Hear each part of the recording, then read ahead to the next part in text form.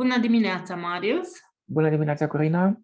Uite, ne revedem după ziua de luni să continuăm pe aceeași temă, intrarea în divin. Cum facem să intrăm în divin? Cum facem să lăsăm pe Dumnezeu la cârmă?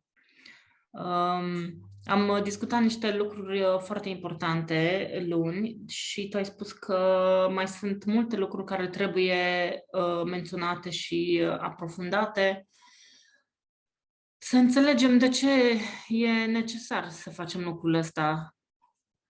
De ce e necesar? Pentru că temele acestea sunt foarte complexe. Nu se termină niciodată de experimentat și de explicat. Vom mai face în viitor recenzii de carte, spre exemplu, vom discuta împreună cărți. Cele mai importante cărți, le citim și le comentăm, ca să se vadă că, de fapt, aceste lucruri sunt spuse dintotdeauna, de mii și mii de ani. Ele sunt aceleași, omul este același și n-a reușit să se schimbe deloc. Corect.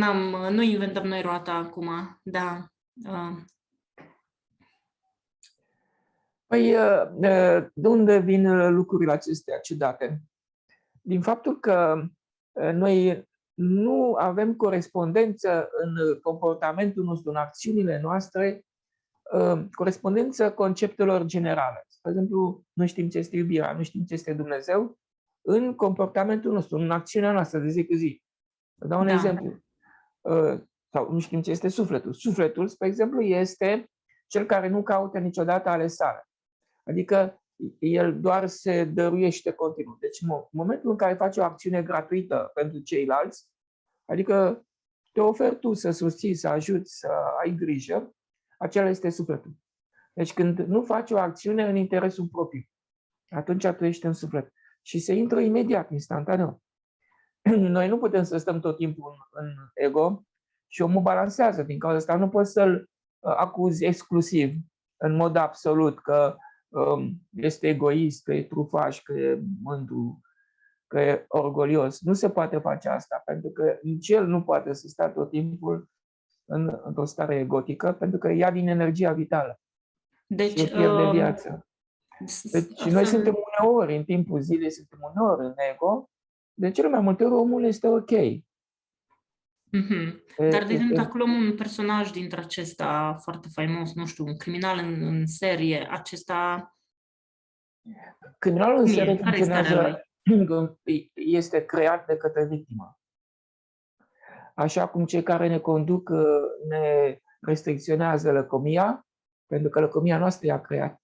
Deci noi creăm opusul. Așa cum am spus, în momentul în care întărește ego, el generează automat un adversar, un dușman, îl întărește și dă și victoria.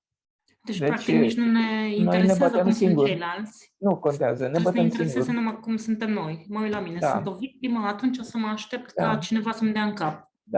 Bun, deci putem să alegem ego-ul, adică interesul propriu. Îl putem alege, dar vom avea suferință. El întotdeauna generează suferință, pentru că se rănește cu durere. Adică el se concentrează numai pe părți. Și el, ca să supraviețuiască, el trebuie tot timpul să îți creeze o stare de nemulțumire și de neîmplinire. Și tot timpul vei alerga și vei crede că lucrurile sunt insuficiente și vei schimba 7 mașini, cum am un prieten care a schimbat 7 mașini, dintre cele mai scumpe și, bineînțeles, când l-a vândut, n-a mai putut să le vândă cu prețul la care l-a luat. Deci totul a fost degeaba. După care a trebuit să plătească un preț, s-a îmbolnăvit de toate bolile din lume. Și este suficient de tânăr. Spuneai că nu avem repere, nu știm de fapt ce înseamnă iubirea, sufletul.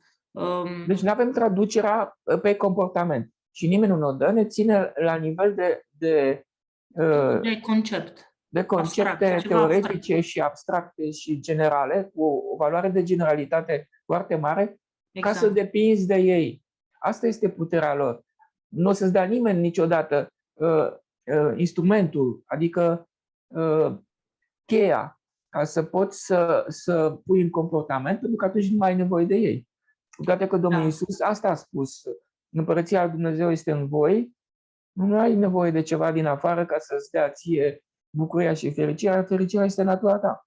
Numai că trebuie să-i dai voie să se exprime. Obstacolul fundamental este acest orgoliu.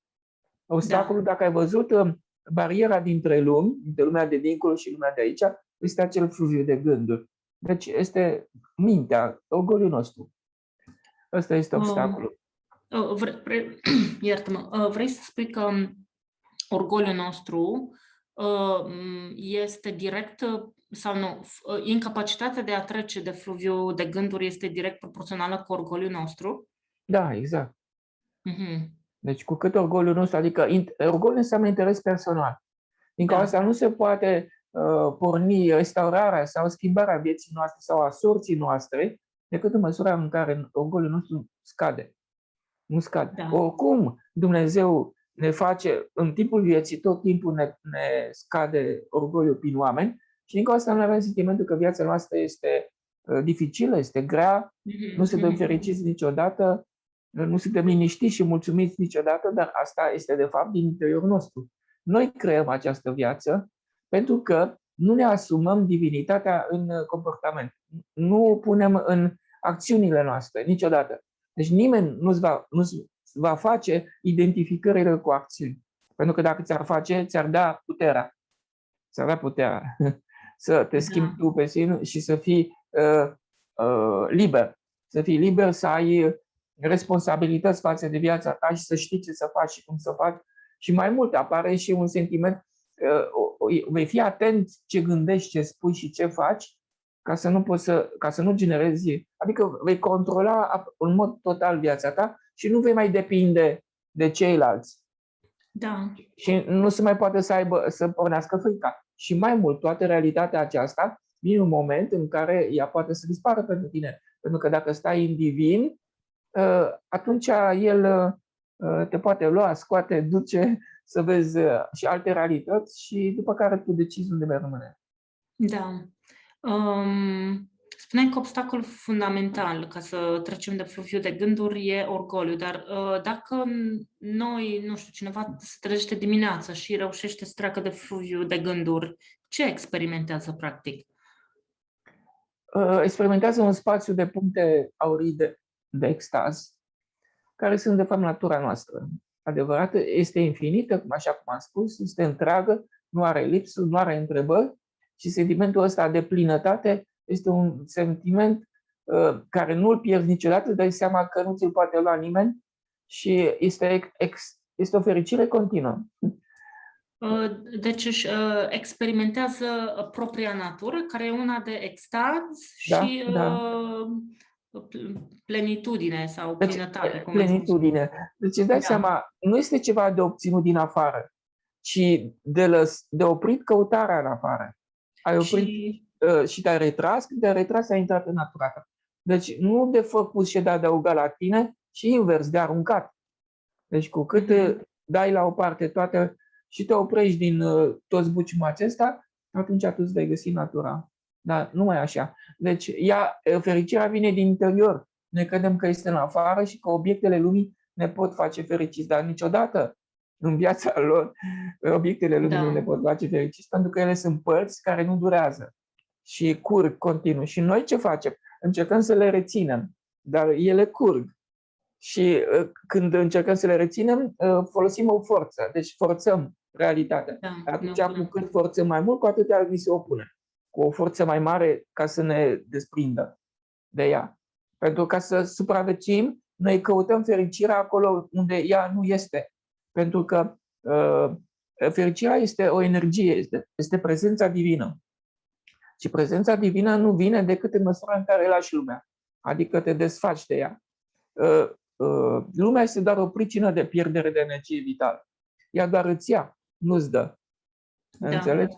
Deci, noi ca să putem să deschidem poarta cerului, să ne vină sănătate, bucurii, fericire, se face lucrul acesta numai când nu vrei. Când nu vrei plăceri mai mari, când nu vrei comodități, nu vrei belșug, nu vrei stabilitate, pentru că toate acestea sunt obiecte în minte și nu au rolul decât să mențină în funcțiune mintea. Adică neliniștea aceasta din împlinirea să o facă continuă. Adică este o falsitate. Din cauza asta, ego-ul este doar un concept. Este o construcție mentală, nu are realitate de la sine. pentru că el, dacă se trece de film de gândul, se șterge imediat, se pierde imediat. Nici nu mai știi că ai fost, că ai avut familie, că ai avut o istorie personală, nu mai știi nimic. Ce vreau să mai întreb? Când treci dincolo de fâfiu de gânduri și ești în acea stare de fericire fără motiv, ai totodată și, cum să spun eu, ți se revelează adevărul dintr-o dată, în sensul că înțelegi exact că nimic din afară nu-ți poate aduce fericire. Nu e că ai starea asta, apoi ieși din ea și după aia gata, ai uitat. Ții în continuare minte starea, dar nu uiți că lucrurile din exterior nu ne aduc fericire. Nu. Nu știu dacă sunt clară. Este așa de pregnantă, așa de... Adică nu se șterge. Ba, se șterge. Se șterge. Este așa de Sentimentul se puternică șterge, realitatea dar... de acolo, încât nu mai știi că ai fost cineva care făcea ceva în lumea aceasta. Sau că ai o istorie personală, nu mai știi nimic. Deci s-a șters tot și ești atent numai la ceea ce se întâmplă acolo. Dar când te întorci, după ce revii? Îți vine din afară. Deci conștiința aceasta este în afară. Și îți vine o imagine, spre exemplu, cum mi s-a întâmplat mie, că am un copil care pica pe balcon. Imaginea aceea mi-a tras atenția. Mi-a tras atenția și eu am avut dorința să intru să-mi iau imaginea în posesie. Da. Deci din cauza asta se zice că noi avem o mască, putem o mască, pentru că persona, în limba latină, înseamnă mască. Persoană, deci. Deci noi ne luăm de fiecare dimineață o mască, ne luăm toată istoria noastră personală și mergem mai departe. Dar tu, odată revenit în corp după aceea a fost prima ta experiență cu punctulețele aurii? Nu, au fost multe alte mai experiențe. Da. Bun, întrebarea mea era dacă rămâi conectat la acel adevăr, că aceea e adevărata ta natură, în sensul că nimic nu te mai poate distrage de la el, fiindcă... Trebuie să construiești această conectare aici pe pământ. Deci aici să fii ferm și stabil în această înțelegere că divinul este peste tot, că tu ești divinul și când nu te mai deranjează nimic și nu mai vezi niciun rău și vinovat niciunde, vezi numai iubire și atunci tu devii iubire și realitatea asta poate să dispară.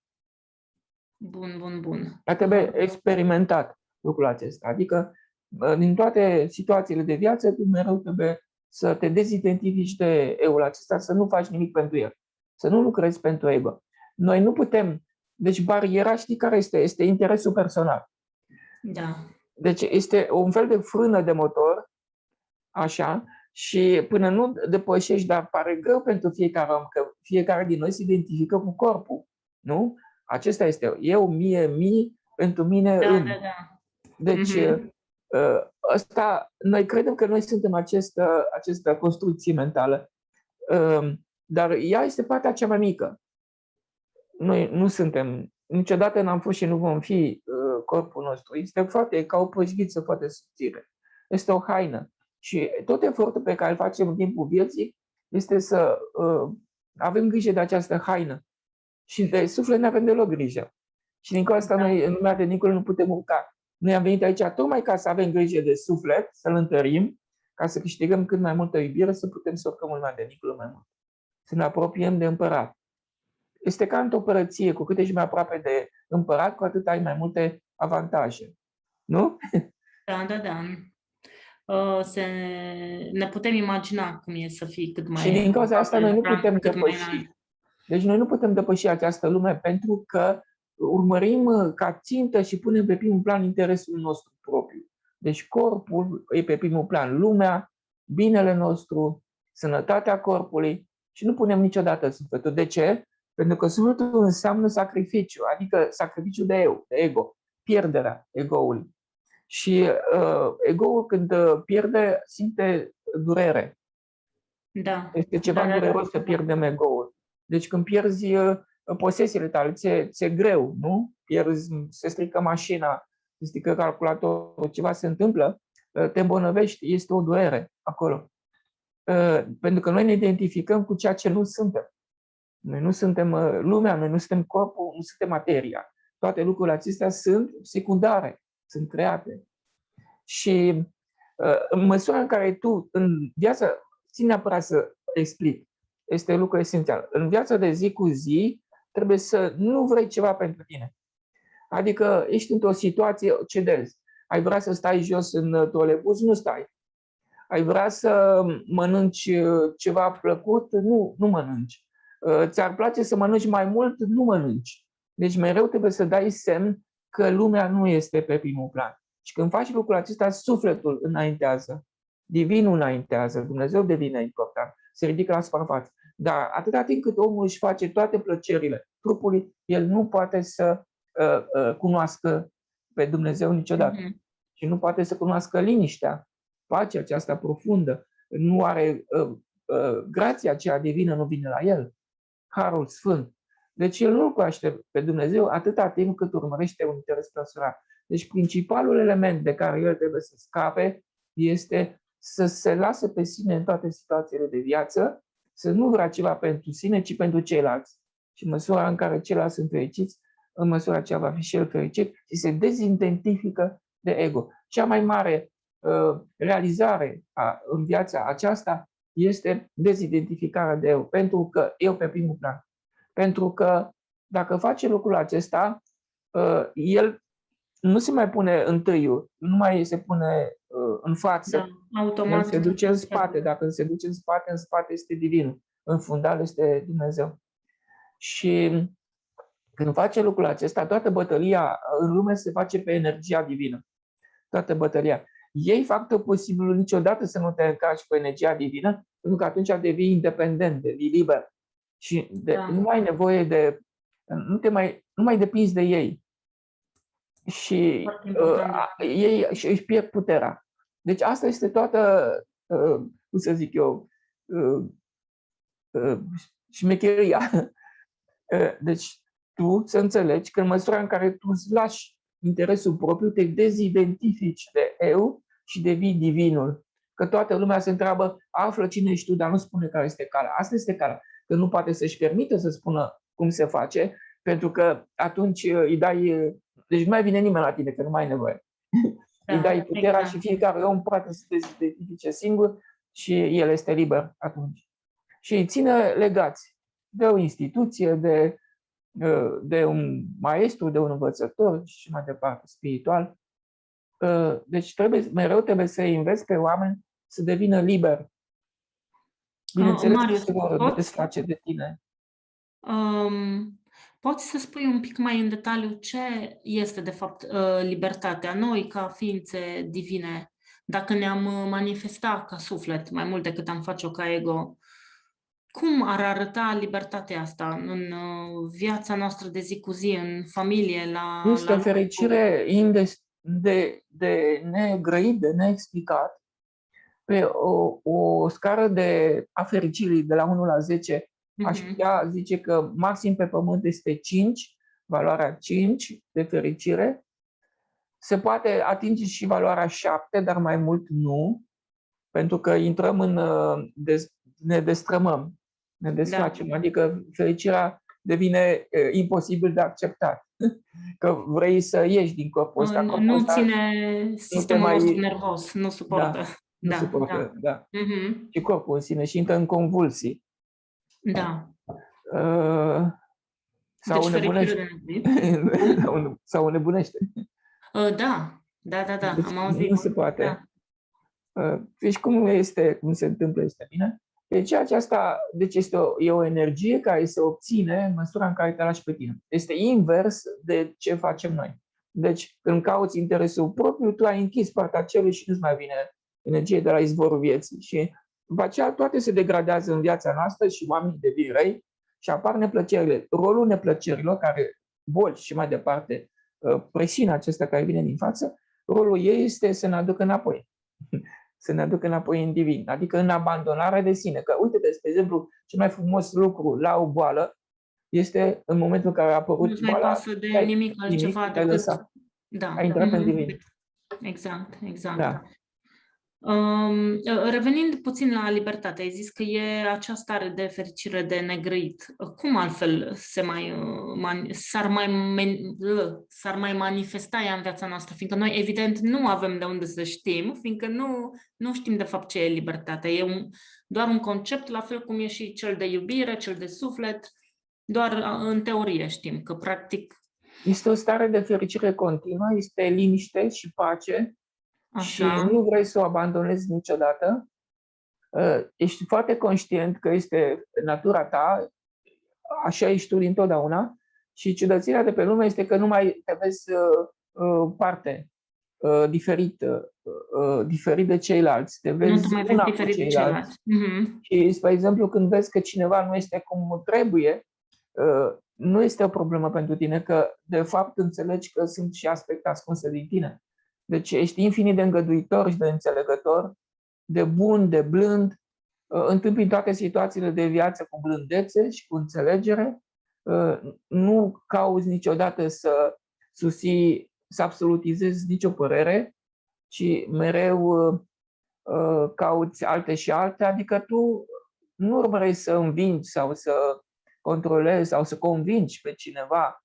Tu dai dreptate întotdeauna la toată lumea și starea aceasta este eliberatoare.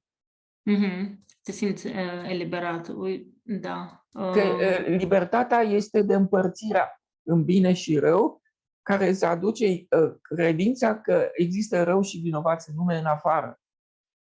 Când noi aruncăm în afară, ne vedem diferiți. Dar dacă nu mai arunci vina din afară și consideri că totul vine din tine, ești una cu totul și atunci devii responsabil. Și îți dai seama că în măsura în care eu rezolv problemele din mine, las armele jos, exteriorul ia forma interiorului meu. Deci nu e nevoie să acționezi direct asupra exteriorului, ci indirect acționezi asupra mea și exteriorul se schimbă. Și numai așa se schimbă, este invers. Acum scriu un comentariu la Vechiul și Noul Testament și am observat că în Vechiul Testament acest mod de a privi lucrurile exista și înainte. Adică oamenii, dacă venea cineva și le făcea o neplăcere, nu se luptau cu acela, nu rezista, nu reacționau, ci se gândeau ce din mine a creat situația respectivă, se duceau pe câmp și se rugau sau cedau cât de repede. Deci nu considerau că celălalt este vinovat, ci că ceva din ei a creat situația și asta a fost impresionant. Da, foarte interesant. Este alt mod de gândire, diferit de modul nostru reactiv. Noi am fost pervertiți în mod special, luându-ne puterea ca să poată să există instituții și elemente exterioare care ne țin dependenți. Pentru că atunci noi n-am mai avea nevoie de lucruri acelea. Știi că aceeași gândire, aceasta de a nu arunca vina în exterior, ci de a te gândi ce anume din tine a creat situația cu pricina, o aveau și populațiile băștinașe din insulele Hawaii, din zona cu pricina, așa s-a menținut până acum. Deci de acolo și avem Ho'oponopono. Care despre asta e, da, asta spune, ce anume din mine a cauzat situația cu pricina care mă afectează acum. Ca și creștinismul ortodox am citit multe lucruri ale Sfinților Părinți care într-adevăr tot așa gândeau același lucru. Dar cum noi nu citim Patericul Egiptean sau Limonarii sau alte lucruri, nu le știm. Da, da. Și avem și multe preconcepții. Apropo, că vreau să te întreb ceva, fiindcă ai pomenit de Noul Testament. Ești la Vechiul Testament? N-ai ajuns încă la Noul Testament cu comentariile. Vei avea comentarii și legat de Apocalipsă, de Revelații? Sigur. Sigur că da. Da, totul, cu interes. trec prin tot. Absolut prin tot.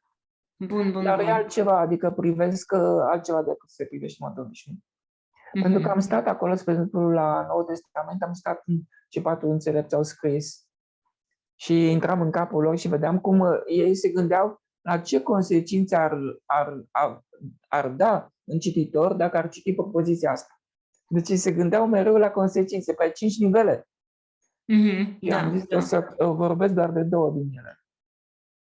Bun, bun. Primele două sau ultimele Primele două? două. Primele Primele două. două. Mhm, ok.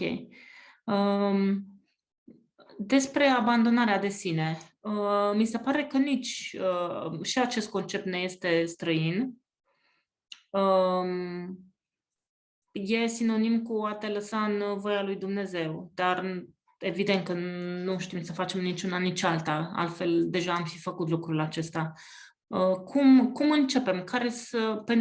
Pentru începători, care sunt primii pași să înveți să te abandonezi pe tine? Da, două lucruri trebuie făcute. Să te oferi, să ajuți Te când oferi. apar situații în care oamenii nu pot să ducă anumite greutăți, te oferi să-i susții și să-i ajuți. Și a doua, să nu vrei să câștigi. Așa. Să nu vrei să câștigi, să nu vrei un bine pentru tine. Primul gest să-l faci pentru ceilalți, adică să oferi celorlalți ce este mai bun. Deci mereu Da. trebuie să urmărești să nu dai ție ceva bun. Pentru că acel lucru înseamnă eu. Eu întâiul. Eu Da. mai presus de toate. Deci celălalt mereu să cedezi binele tău celuilalt și măsura în care lucrul acesta devine obișnuință și fel de a fi, intră în personalitatea ta și nu mai iese de acolo. Și este esențial lucrul ăsta pentru că dacă ești ferm în acest mod de comportament, nu mai este nevoie să vii altădată în alte vieți ca să o iei de la capăt cu suferințele. Deci Când trebuie să spui nu mai ferm, abandonezi niciodată starea asta să fie natura ta. Dar vezi că viața îți va oferi tot felul de încercări, dintre cele mai variate, exact în locurile unde tu ești atașat și acolo vor veni și te vor presa de nu se poate.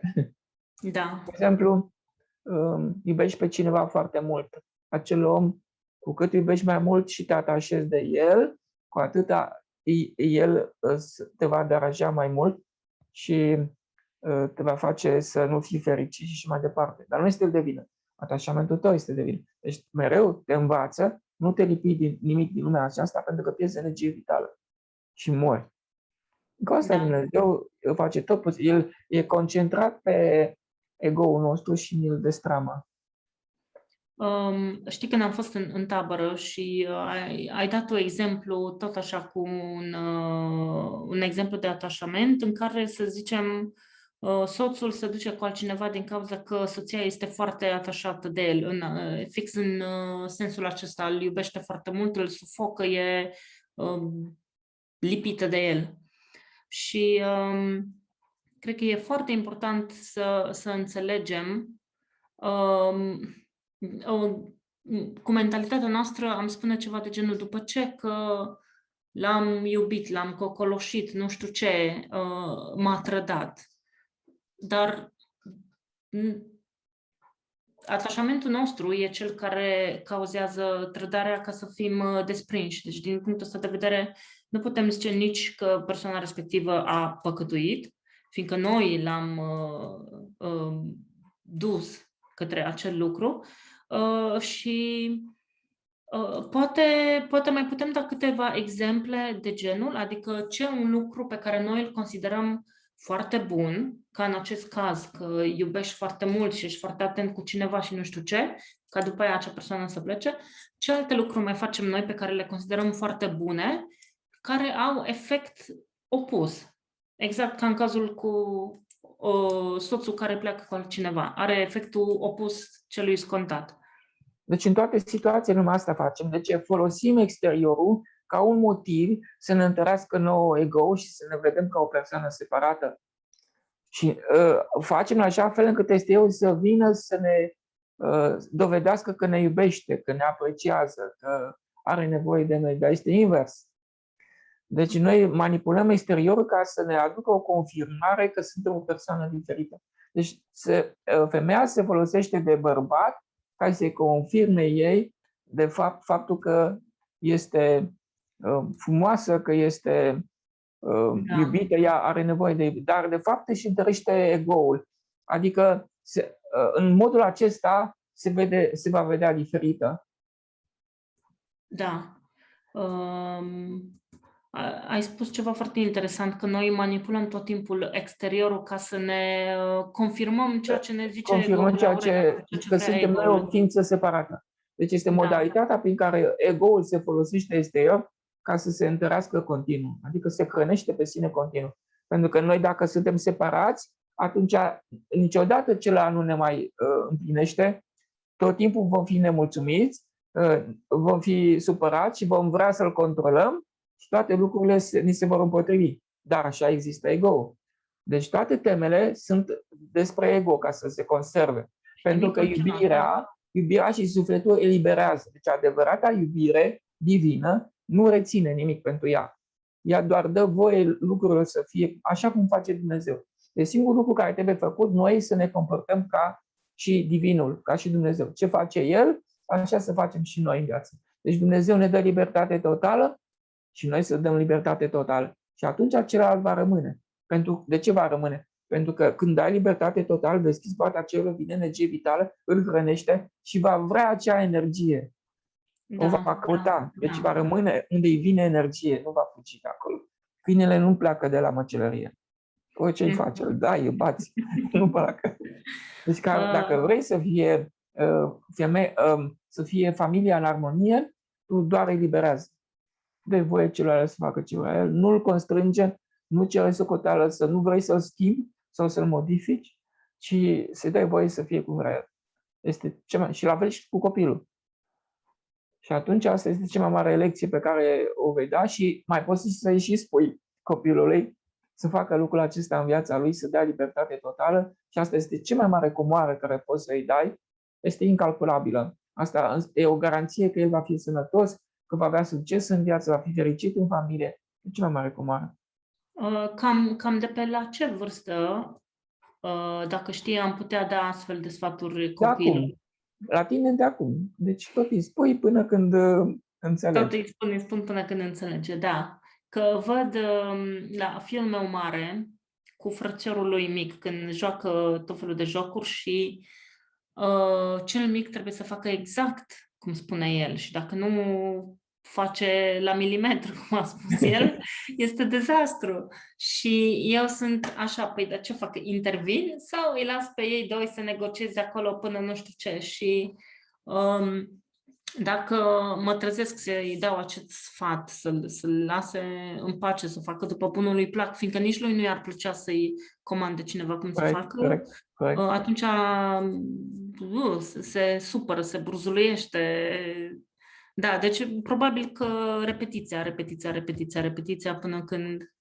Da. Da. Faptul că intervine îi va crea probleme în viață, pentru că îi confirmă mereu ego-ul, îi întărește, că el caută motive de întărire a ego-ului.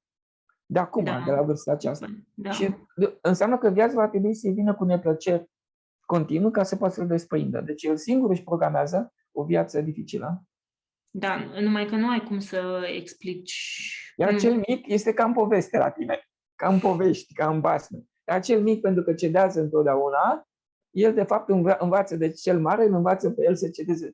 Și de fapt îi face o viață frumoasă. Pentru că el va ceda. M-am gândit și la varianta asta. M-am gândit să nu intervin, tocmai ca cel mic să se obișnuiască să lase și să obișnuiască să renunțe și la jucăriile lui, să nu-l mai deranjeze așa de tare când cineva se joacă cu o jucărie de lui sau mai știu eu ce. Da. Nimic nu este al nostru, nimic nu este posesia și nu ne aparține, trebuie să înțeleagă. Deci nicio jucărie nu este a lui, sunt ale amândurora.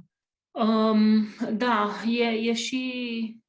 Cumva și noi încurajăm, noi părinți în general, cred că încurajăm sentimentul ăsta de posesie, fiindcă... Tu ai luat de prezent, tu ai luat două jucării. Trebuie să iei una singură și să-și o împartă fiecare. Și atunci nu mai simți lupta. Da. Îmi iei întărește ego-ul și faci un programe de autodistrugere în viitor de la o mică jucărie. Exact, fiindcă va zice, asta e jucăria mea și asta e a mea și după aia dacă se înțeleg ei bine să facă schimb între ei, dar dacă nu vor să împartă e jale, adică e a mea și da, sunt conștientă că le al meu. Da, se întâlnește acest al meu foarte puternic și la lege mare, dacă cineva se atinge de mașina lui, devine violent. Da. Sunt câteva triburi africane și ce mă fascinează la ei, de fapt și la triburi, la popoarele native din America, nu au chestia asta de proprietate. Ei nu au conceptul de proprietate a pământului, de exemplu, să spună că asta e o bucata mea de pământ. Păi, hello, e pământul tuturor. Și e fascinant să vezi că s-a păstrat până în ziua de astăzi. Dar, nu. Trebuie să învățăm de la ei. Da, să nu mai avansați din punctul ăsta de vedere față de noi. Ei și-au păstrat acea înțelepciune veche, originală, ca să zic așa, ei încă o mai au. Ok, deci am spus că cu ce să începem pentru a învăța abandonarea de sine, să ne oferim, să ajutăm, așa? Da, adică și să nu te pui pe tine pe primul plan. Da. Ești în mașină, ești obosit, ești foarte obosit, că ai muncit mult, ai vrea să stai jos, dar cedezi unui om în vârstă. Nu stai jos. Deci când ți-ar place să faci ceva, nu-l faci. Exact cum zicea Mark Twain, nu? Să faci ceea ce nu-ți place și să nu faci ceea ce îți place. Da. Asta este secretul. Adică asta în lucrurile de zi cu zi. Exact. Pentru că în momentul în care te opui plăcerii, plăcerea este ego, e orgoliu. Deci când îți faci o plăcere, tu îți întărești orgoliu. Atunci trupul, materia și lumea ajung pe primul plan și ego-ul tău se întărește. Deci din plăcere. Deci restrângerea plăcerii, abținerea de la satisfacțiile simțurilor, deschide poarta cerului, numai abținerea deschide poarta cerului, numai împuținarea, restrângerea, deschide poarta cerului și îți dă energie. Deci îți spun, ce mai interesați în lumea aceasta, suntem în viața aceasta, este de această energie divină, care se obține numai la lăsarea de sine, adică golul acela. În golul acela intră automat Dumnezeu, pentru că natura lui este să ocupe goluri. El este o materie magică în care se creează situațiile de mâine. Și noi suntem cei mai interesați viața noastră să funcționeze bine. Dar nu poate să funcționeze decât dacă El este prezent. El se comportă ca un gin din 1001 de nopți. Îți dă tot ceea ce vrei, dar ca să poți să iei contact cu El, trebuie să-i faci loc. Este exact pe invers ce se întâmpla în pavilionul de ceai din Alice în Țara Minunilor cu pălărierul. Nu? Când vine Alice acolo, el o vede de la distanță și începe să strige, nu-i loc, nu-i loc. Deci ego-ul nostru așa face. Deci face un efort continuu ca să nu dea voie ființei divine să intre. Deci asta este efortul. Pentru că ființa divină, imediat unde prinde un gol, acolo intră imediat. Deci soluția ca să rezolvi toate problemele din viața ta este să menții acel gol, acel lăsare de sine.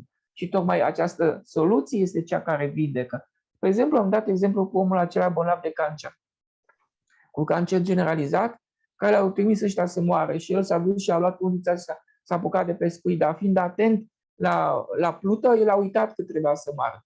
Atât de pasionat a fost. A făcut asta în fiecare zi, după o săptămână s-a simțit minunat. Ce a făcut deosebit? A renunțat la ego, adică la concentrarea pe ținte, pe planul, pe trecutul lui. A uitat de tot. Deci uitarea de ego, pierderea ego-ului este soluția pentru vindecare și pentru rezolvarea tuturor situațiilor de viață. Apare o situație presantă din față, te presează în așa hal încât te dai bătut, nu mai ai ce să faci, uiți, să-ți vezi de treaba ta și situația de la sine începe să se vindece. Înțelegi? Pentru că nu mai ești concentrat pe ea. Lazarev chiar dădea un exemplu, o clipă, un prieten de-a lui care vrea să-și cumpere un apartament.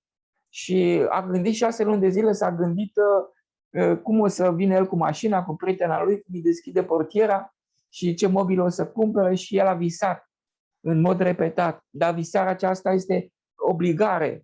L-a obligat pe Dumnezeu să fie lucrurile așa cum sunt. Întotdeauna când îl obligi, îți va face împotriva.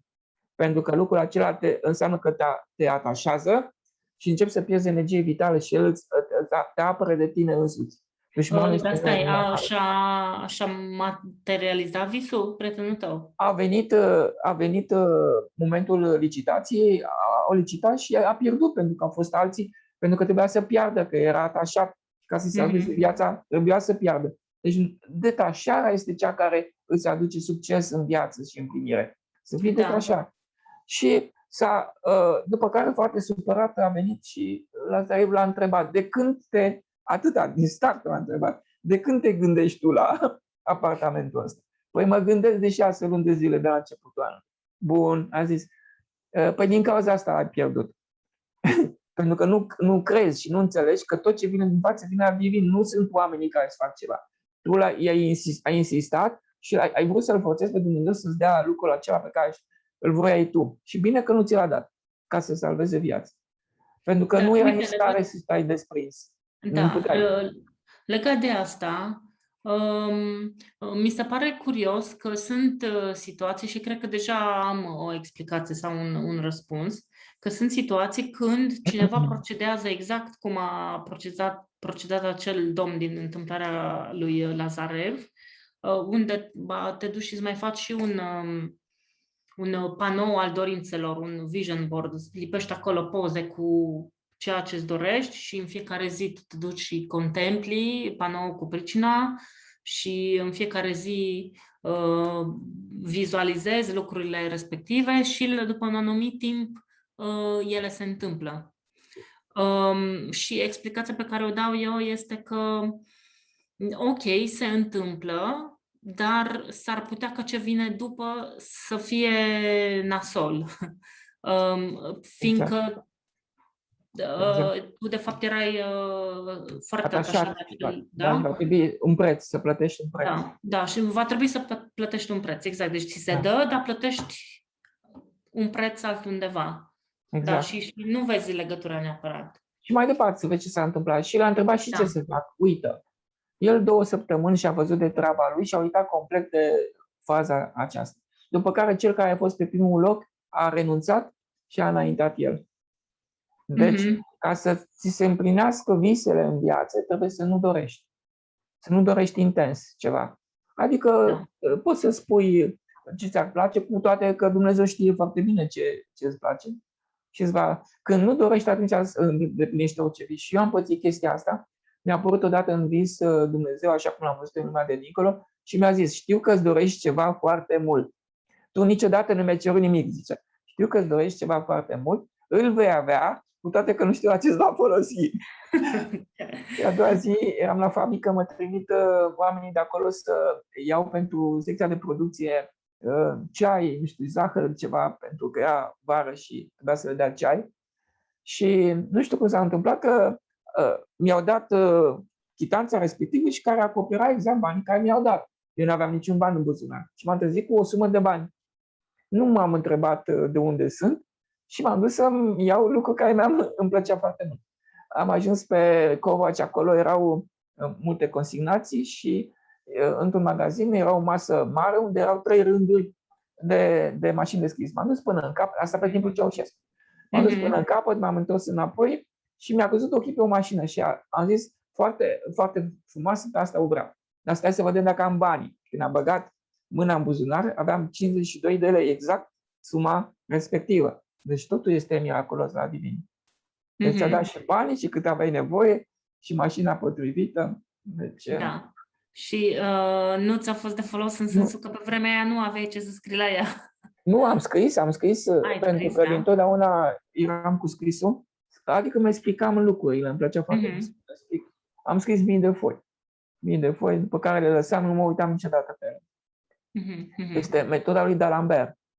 Da, în care alăturezi perspective, părți. Alăturezi și niciodată nu mă uit în spate. Da. Doar cresc, doar mă dezvolt. Da, ar fi interesant să ne apucăm și noi de scris în sensul ăsta. Da, scrisul de mână te ajută foarte mult și îți menține creierul în funcțiune și nu mai faci demență, Alzheimer și bolile astea de bătrânețe. Este foarte important scrisul de mână, pentru că el solicită foarte mult celulele nervoase și curentul electric trecând prin ele sunt hrănite și rămân în viață. Altfel mor, ruginește creierul, pentru că nu îl folosim. Deci nu e suficient doar să vorbești sau să te uiți la televizor. Trebuie să faci o acțiune activă. Și cea mai activă este scrisul. să scrii. Și Da. mai este să citești cât mai mult posibil. Și ajută și să subliniezi sau să încercuiești Sigur. Și să dezbați lucrurile sau să încerci să le explici la altcineva. Păi da, uite, prin discuțiile astea pe care le avem, eu îmi fixez o grămadă de lucruri în căpșor. Da, și recomand la toată lumea să stea să le discute, dacă înțeleg ceva din ele, să încerce să vorbească cu alții, să împărtășească, pentru că numai așa învață cel mai bine. Înveți cel mai bine când spui ceva. Eram la școală, aveam seminare și pe timpul acela erau cutiile mari, deci calculatoarele nu erau așa, erau niște cutii imense cu benzi din acelea magnetice și te ducea la un compilator, bătea niște găurele în niște cartele pentru o înmulțire scalară, te duceai cu graful de cartele, deci o mulțire simplă. Ca să poate să execute calculatorul, era foarte complicat. Și la seminar acolo erau 4 ore sau 2 ore erau. Și profesorul începe să ne explice ceva și noi, ca să nu răspundem, îi spunem că nu am înțeles, dacă puteți să mai explicați încă o dată. Și el explică încă o dată și după aceea, gata, cred că ați înțeles. Și noi am zis că nu am înțeles, s-a terminat ora, am intrat în ora a doua, ne mai explică încă o dată, după care el zice, acum sigur v-am explicat de 3 ori, nu se poate să nu înțelegeți. După care noi am zis la fel că nu am înțeles nimica. Și el a sărit atunci așa nervos și zice, nu se poate. Dacă vă mai explică o dată, înțeleg și eu. Da. Deci prin explicare, tu înțelegi din ce aprofundezi și pe de altă parte, faptul că celălalt nu înțelege sau spune întrebări te perfecționează. Deci ai nevoie de confruntare, pentru că numai confruntarea te ajută să evoluezi. Și îți dai și tu seama unde ai lacune. Și, unde ai lacune și te perfecționezi. Unde ai lipsă de claritate. Perfecționezi înțelegerea singur.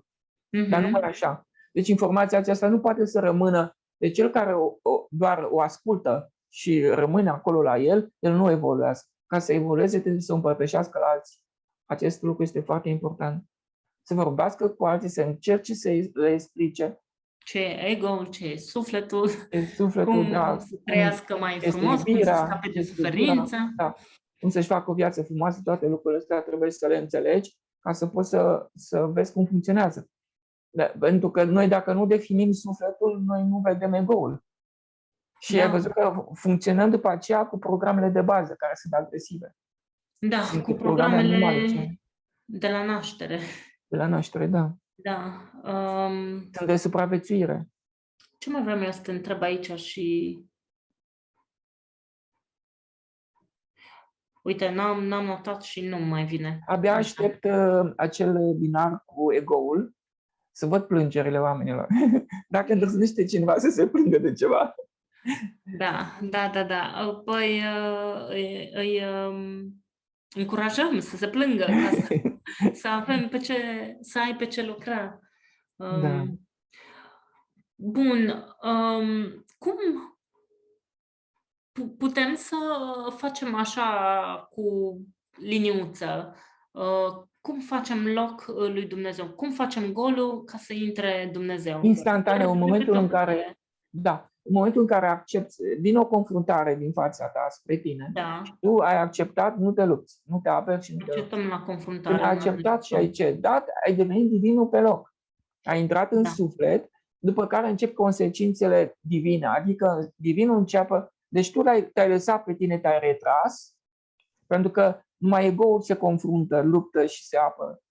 Divinul nu se apără niciodată. Te-ai retras și atunci înaintează el și ai toată siguranța că lucrurile vor fi bine când cedezi. Pentru că în exemplul care l-am dat noi data trecută cu cei 2 frați, unul din ei a luat de la cămătare și au venit cămătare la pui special și a pus să lovească cu granga în cap, el ce a făcut? N-a făcut nimic deosebit, era legat de calorifer, cu cătușă. Deci nu avea ce să facă. Decât în interiorul lui și-a cedat viața. În clipa în care cedezi viața și renunți la luptă, la confruntare, imediat primești viața. Deci a primit energia vitală automat, divinul a intrat instantaneu, într-o fracțiune de secundă a intrat divinul și a oprit ăla mâna în aer Ranga, cu da. ranga, cu bucata de fier. Deci, Deci, întotdeauna, în practic, situațiile să de spui, conflict, ele da. vin ca să ne ducă în divin. Nu vrea nimeni să te omoare, dar dacă te confrunți și lupți, este ca și când îi spui lui Dumnezeu: Doamne, de ce îmi dai mie această situație dificilă? Ca să-mi distrugi mie ego-ul? Știi? Da, Ai nevoie. da. Și îl voi Deci distruge orice ar oricum. fi Nu la scapă nimeni. conflict, să Da. spunem fie ce-o fi, să ne predăm. Să te predai, să te lași bătut, învins, călcat în picioare, scuipat, nu este niciun fel de problemă. Și să specificăm că în acea situație de Numai conflict, atunci devii care divină numai atunci, da, și te schimbă care ți-a situația de venit viață. special ție. Special a venit pentru tine, Și da. cum ziceam ieri, că am inventat așa o scară de la 1 la 10, situația e gravă direct proporțional cu nivelul tău de orgoliu. Dacă orgoliul Orgoliu, tău exact. E e direct la 3 proporțională. și Da. situația de conflict e tot de nivelul 3. Nu-ți vine De una de nivelul 3. nivelul Nu vine pe 7, nivel mai puternic. da, Nu are de da. ce. Deci, Da, dacă ceva este foarte presant și este durere mare, este clar că acolo e orgoliu foarte puternic.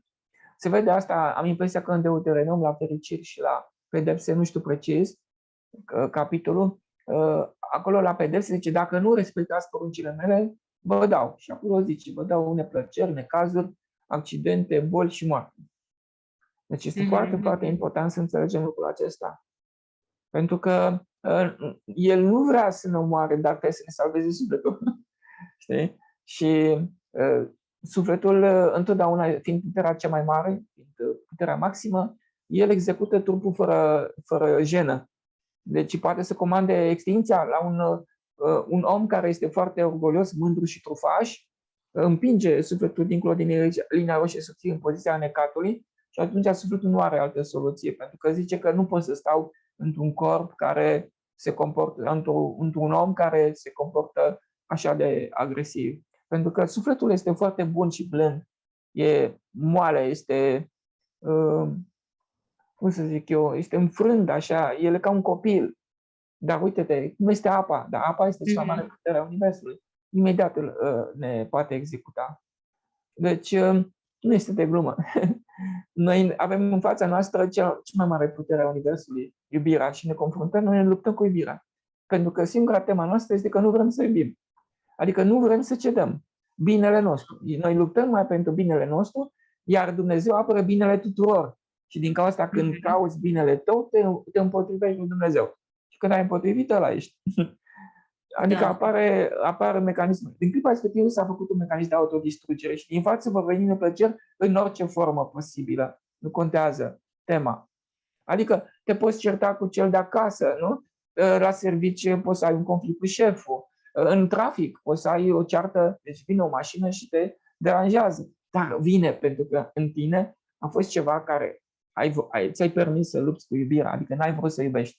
Ai urmărit un interes propriu, n-ai voie. O plăcere. Și totul pornește de la plăcere. Eu când mă uit la orgoliu înseamnă plăcere. Dar plăcerea înseamnă durere. Cu cât mai multe plăceri, cu atât mai mare este durerea. Deci omul riscă maxim. Mai punem pe listuța noastră acolo cum facem gol ca să vină Dumnezeu. Punem și abținerea de la plăceri, de la plăcerile abținerea de la plăceri, da, este o metodă de... Pentru că în toate este vorba numai despre retragere, de reținere. Da. Deci, cantitatea de reținere trebuie să fie mai mare decât cantitatea de satisfacție ca să supraviețuiești. Adică, prin reținere, tu ții poarta deschisă și îți vine energie vitală, prin plăceri, omul își irosește viața. Deci, a te înfrâna să fie mai mult decât a-ți face plăceri. Nimeni nu spune să nu te bucuri de viață. Se bucură ego, partea cea mică. Este un fals lucrul acesta, că nu ai nevoie de bucuriile trupului. Dar asta este cultura noastră care este acum, o înțelegem și în această cultură înfrânarea trebuie să fie mai puternică. Din cauza asta, societatea viitoare care vine, se construiește acum, niciodată nu va mai fi cum a fost. Restricțiile vor fi mai mari, deci cu cât au crescut facilitățile și bunăstarea, cu atât restricțiile trebuie să fie mai mari ca să ne salveze sufletul. Vrei să vorbești un pic despre societatea care vine acum, din punctul tău de vedere? Cum va arăta ea? Va fi o societate totalitară, nu contează că sunt corporațiile care conduc lumea, statele își pierd din putere. Deja Nu statele cumva să ne acum numim democrație în sunt continuare. cumpărate, da, Mhm. da, da. Cum spre exemplu, Rothschild a cumpărat datoria externă a Ucrainei și acum, de fapt, Ucraina este ca o proprietate a lui Rothschild și este ca într-o întreprindere. Patronul este cel care decide ce se întâmplă. Și România în sine este în aceeași situație, este condusă de un Consiliu Fiscal, nu decidem noi, decizia este în afară. Lucrurile astea se știu dintotdeauna. Asta a fost dintotdeauna, din Egiptul antic și până acum lucrurile s-au întâmplat în felul acesta.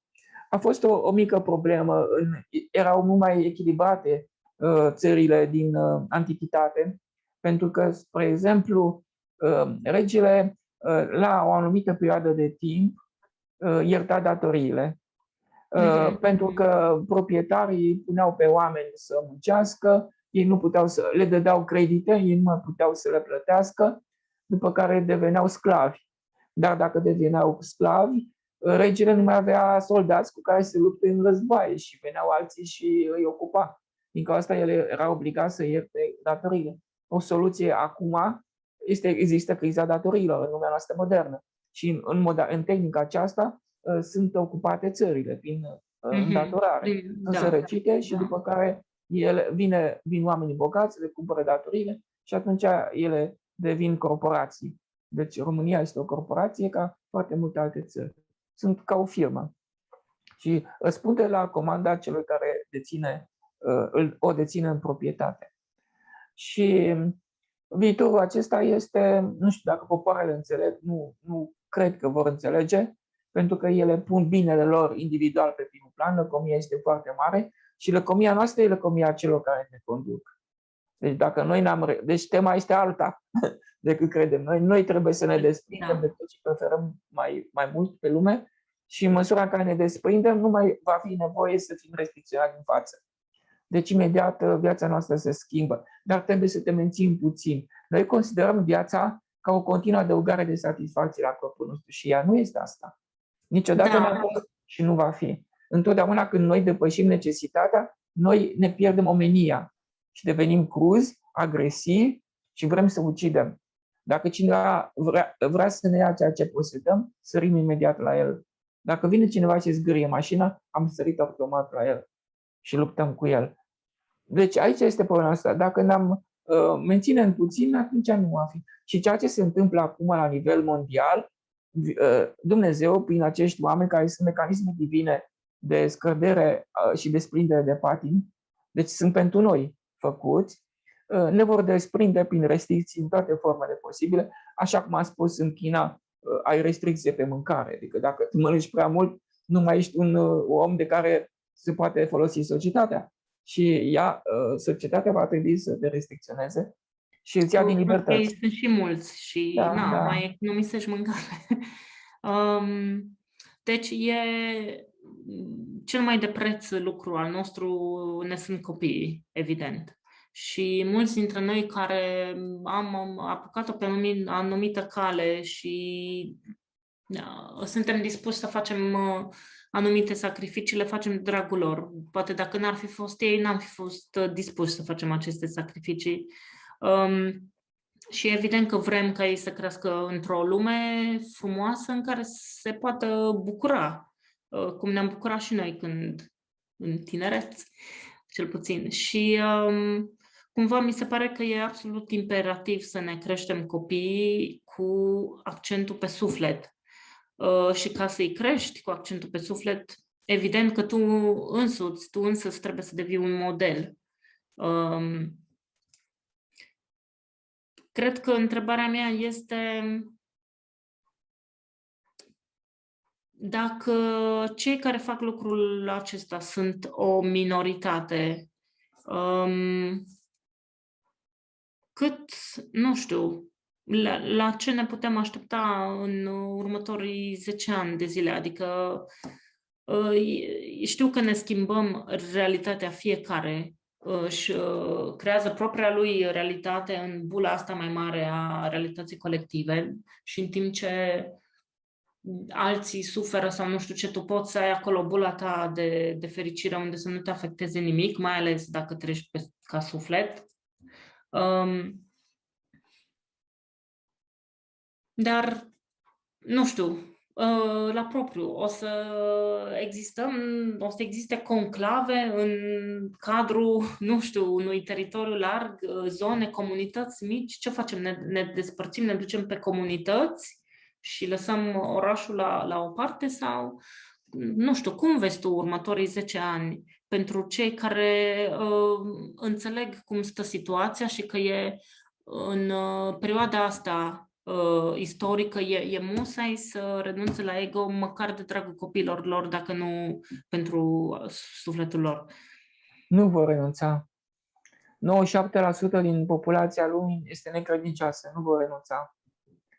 Și cei care conduc știu lucrul ăsta. Și Dumnezeu acolo presează, deci ne va desprinde cu forța. Ne vor lua din libertăți puternic, le vom pierde. Nici nu vom mai ști că am avut asemenea libertăți vreodată. Noile generații se obișnuiesc așa, cu noua lipsă de libertate și ei vor crede că aceasta e normalitatea. Asta se va întâmpla. Școala va scădea în importanță și pentru că ei nu au nevoie decât de oameni care execută. Ei vor construi o elită și le este suficientă. Și majoritatea populației se va stinge singură. Suntem ca broasca aia care mai are puțin și începe să fiarbă. Și ea s-a obișnuit cu apa fierbinte și deja nu mai pare că... Exact. Păi și următoarea mea întrebare, care poate e și întrebarea altora, ascultând lucrurile astea, în ce fel de lume urmează să trăim? Păi da, mai are rost să mai facem vreun efort? mai are rost să mai facem vreun efort? Să trăim... Spuneai tu că salvarea e individuală și din punctul ăsta de vedere, da, are rost să faci un efort. Dar cu privire la, nu știu, că toți avem familii, toți avem prieteni, toți avem... Ce privire? Salvarea este individuală. Este individuală. Pentru că așa ai venit ca să crești individual. Oamenii ceilalți nu o să înțeleagă, nu o să-și lase bunurile niciodată. Vor atrage neplăceri din ce crize economice grave, le vor atrage. Cutremure, inundații, războaie mondiale, toate le vor atrage. Pentru că deci îți dai seama, doar pentru faptul că nu dau drumul la posesiile lor, că le pun pe primul plan și Dumnezeu mă răspunde, băi, ăsta nu sunt pe primul plan, că pierzi viață. Nu am ce să fac, le vei pierde.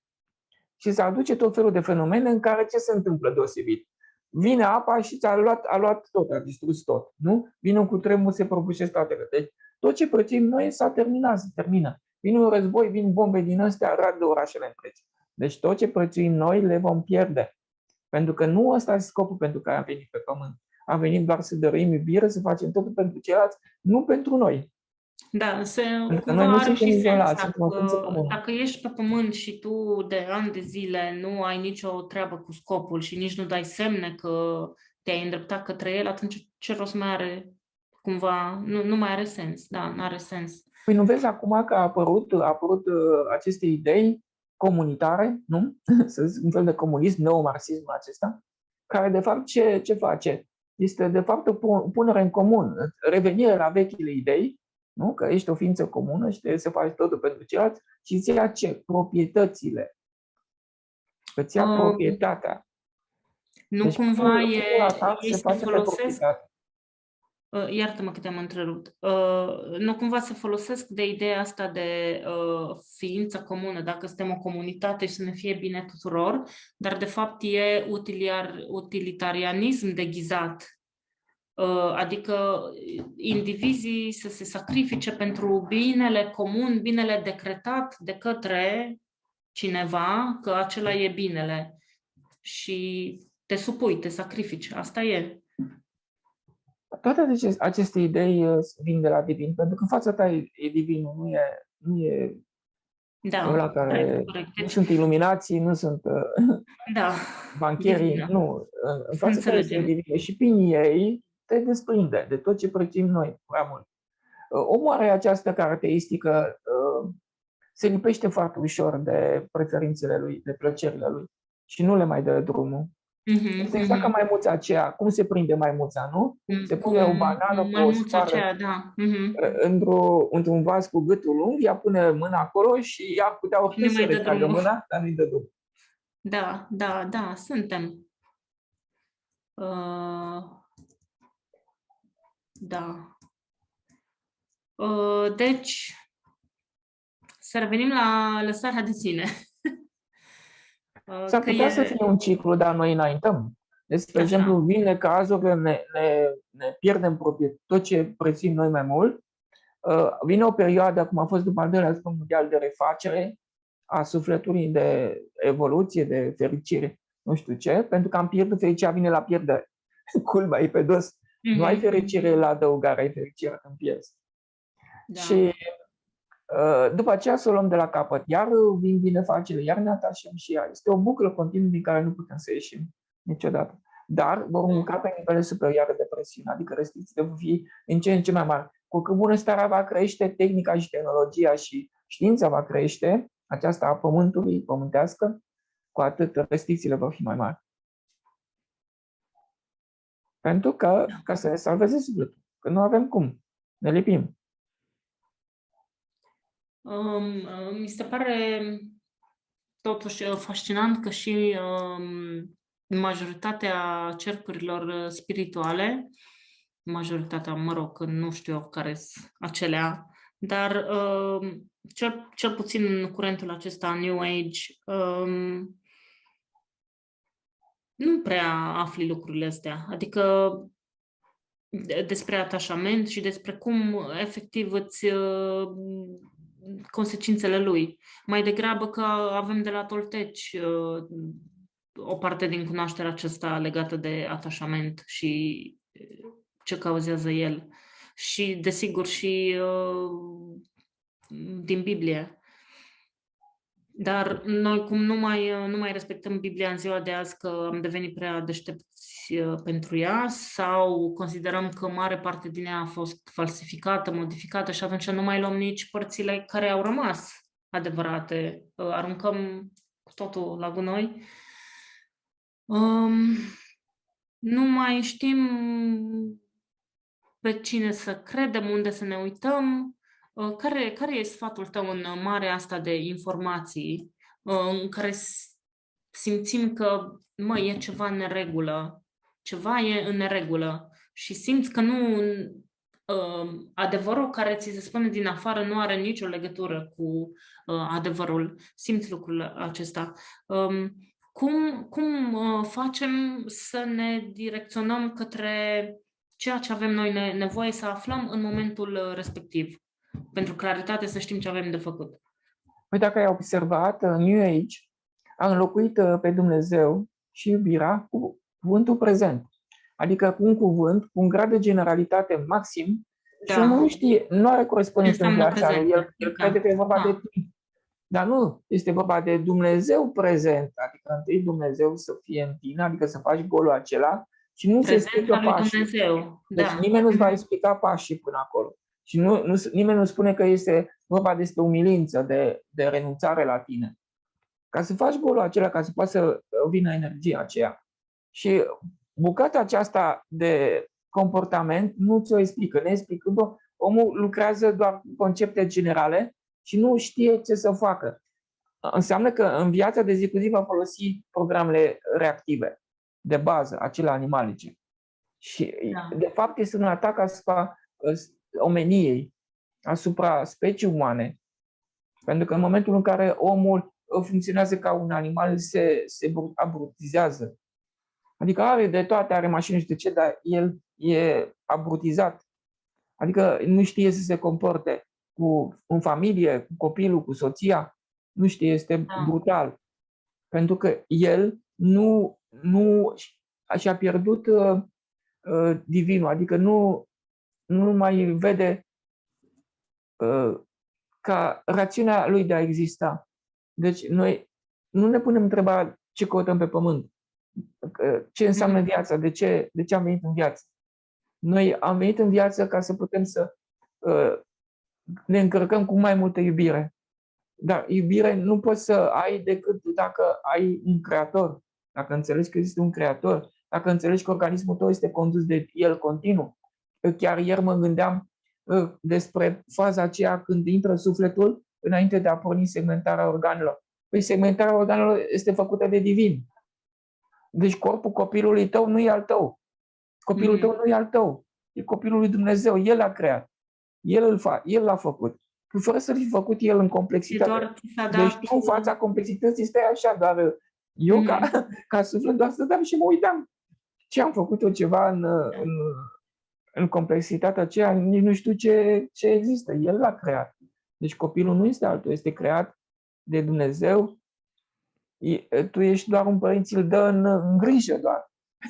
Tu ești dacă ai avea un nurse, cum se zicea, o femeie care are grijă de copil. Tu ești femeia care are grijă de copilul lui Dumnezeu. Deci el este a lui. Deci noi pierzând conștientizarea faptului că totul este el, noi de fapt atunci ne autodistrugem. De fapt, ce am făcut? Ne-am identificat complet cu ego-ul, ceea ce înseamnă că ne-am dezidentificat total de divin. Legătura generăm mecanismele de autodistrugere. Vreau să spun că dezidentificarea aceasta, inclusiv New Age, este o armă. Sunt arme. Cuvântul prezent este o armă. Cuvântul stimă de sine este o armă. Sunt arme conceptuale, bine gândite și bine făcute. Sunt instituții care lucrează. Noi avem în fața noastră instituții cu foarte mulți bani care numai asta gândesc și numai asta fac. Deci în momentul este o armă de scădere a populațiilor. În momentul în care l-ai scos pe Dumnezeu din conștiința omului, el este debusolat, funcționează doar cu programele agresive și în același timp, nefiind uman, omenos, milos, bun, blând, el generează cheamă din față situații care vor fi neplăcute. Adică își face viața un iad. Deci se transformă pământul într-un iad. Are de toate, dar el își pierde sufletul. Că în sensul ăsta își pierde sufletul. Că se zice nu că viitorul va fi fără suflet. Da. Pentru că ego va fi dominant, el își pierde sufletul. Și mereu este în poziția în care ei cunosc aceste mecanisme care sunt scrise în cele 4 cărți și explicate. Măsura în care ego, deci nu fac ceva deosebit, decât întăresc ego-ul, îl lipesc de consum, de plăcerile vieții, îl lipesc, atunci el crește enorm de mult, omul luptă ca să-și apere ceea ce are și atunci ego presează sufletul, îl duce dincolo din ea o situație și singur va chema situații neplăcute. Adică situații neplăcute pe care tot ei, chipurile, au instituții să le rezolve. Adică și așa într-un cerc, într-una, unde ca șoricerul acela în roată. Da, omul se omoară singur. Deci singur va chema accidentul care să vină din față, singur își va lua mintea și va cădea în prăpastie, singur va fi dat afară de la servici, pentru că l-a lăsat pe Dumnezeu. Adică a renunțat la iubire. Dacă ai văzut, lucrul esențial la New Age este că nimeni nu vorbește de iubire, dar nimeni. Toți vorbesc despre prezent, dar prezentul nu este, dincolo, în lumea de dincolo nu există termenul ăsta, nu este vorba de prezent, este iubire. Deci ce îți vine din față este soarele de iubire, nici nu mi-a trecut din cap cuvântul prezent când eram globuleți acolo la prag.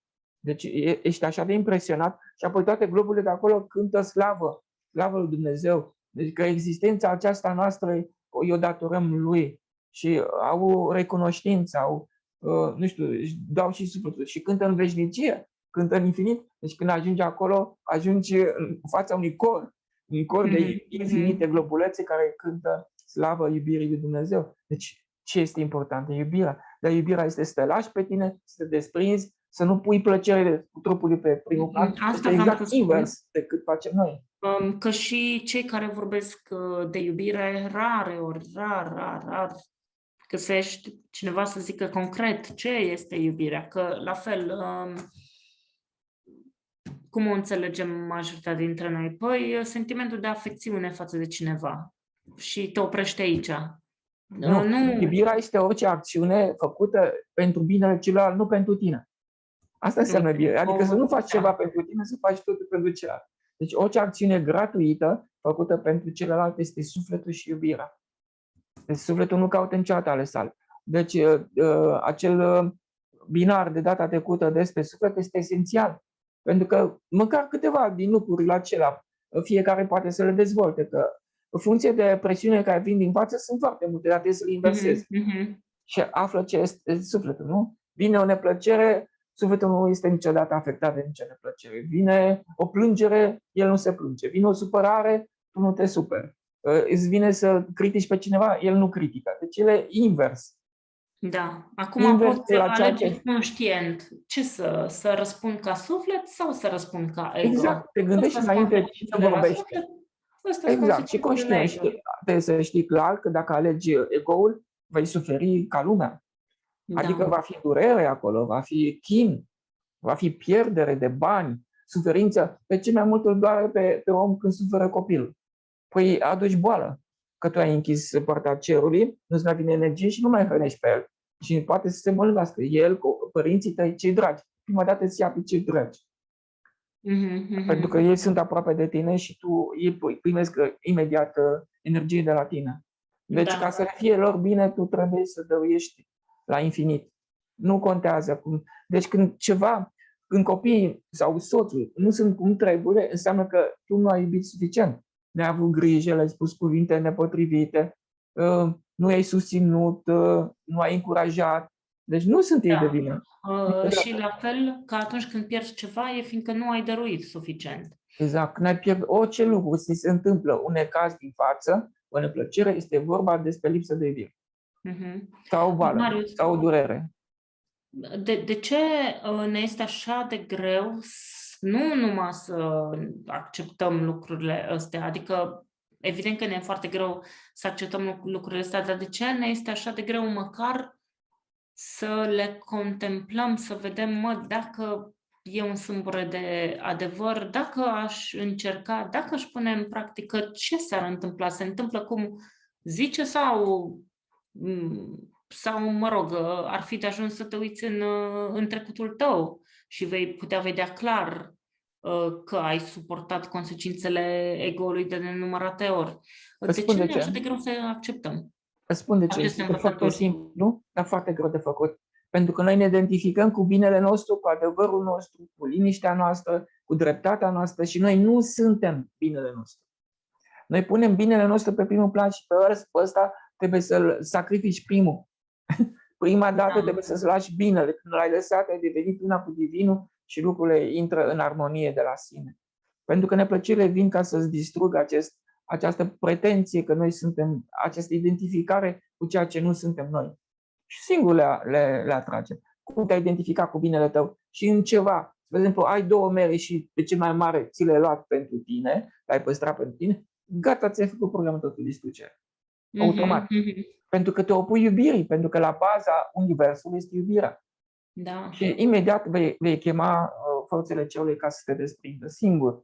Și nu durează mult timp până când Deci omul se distruge singur, dar vin în orice formă. Și omul nu vede, din cauza nu se deșteaptă la minte. El nu vede corespondența. El a ținut numărul ăla pentru el și îl dă afară de la serviciu și nu înțelege, băi, de ce m-a dat afară, că m-am purtat bine? Sau apare pierdere, nu mai funcționează deloc afacerea. Nu știe de ce nu mai funcționează afacerea. Pentru că nu ai dat.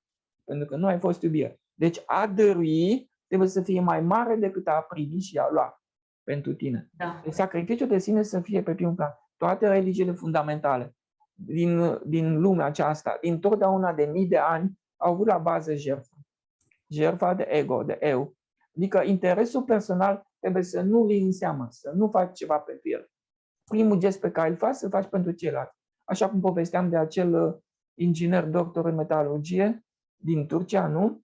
Care la masă, când ne-am dus la împinge teava și la autoservire și am luat mâncare, era o masă din aia rotundă, primul gest pe care am fost surprins.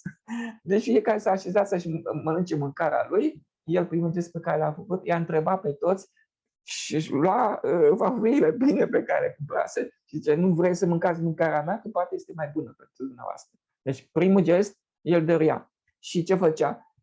dădea lecții de matematică și de not gratuit. Tot ce făcea. Deci el se păstra în suflet.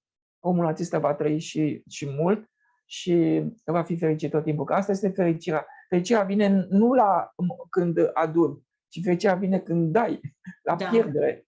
Atunci vine fericirea. Pentru că înaintează sufletul. Sufletul trebuie este, ca să intre, să se dezvolte el, trebuie să retragă ego-ul. Adică binele tău trebuie să-l lași. În exemplu cu domnul din Turcia, aș putea spune că din moment ce el dăruia atâta și făcea atâtea lucruri gratuit, inclusiv dădea lecțiile acelea gratuit, înseamnă că el se mulțumea cu foarte puțin. Foarte puțin. Nici nu se lua în seamă. Sau cu acel pensionar care făcea cozonaci, deci păstra din pensie atât cât avea nevoie să-și plătească datorile, să trăiască și surplusul, cumpăra ingrediente și făcea cozonaci. Și ducea și dăruia cozonaci gratuit la toată lumea. Ce frumos! Da. Da, când te gândești ce primești în schimbul acelui gest, adică ce primești. Zâmbetul, nu primești nimic, este natura ta adevărată la manifesti natura ta divină și ea devine principală. Deci a da trebuie să fie mai mare decât a lua și atunci trăiești. Dacă nu îți faci viața un chin. Exact.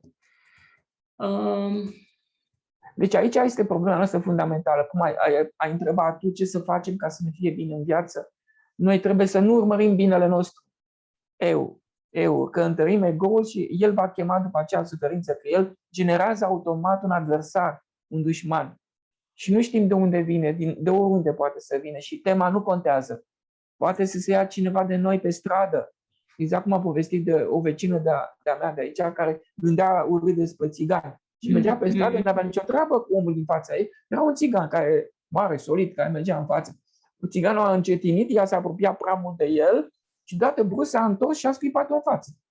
Și ea nu înțelegea de ce, dar și-a dat seama că este critica ei. După care, niciodată nu și mai permit să gândească ceva rău, nu numai despre țigan, dar despre orice om. Pentru că ea frică cineva după aceea o va ataca. Din senin, așa. Din senin. Putem da niște exemple concrete cum să nu urmărim binele tău? Că poate nu știm nici asta.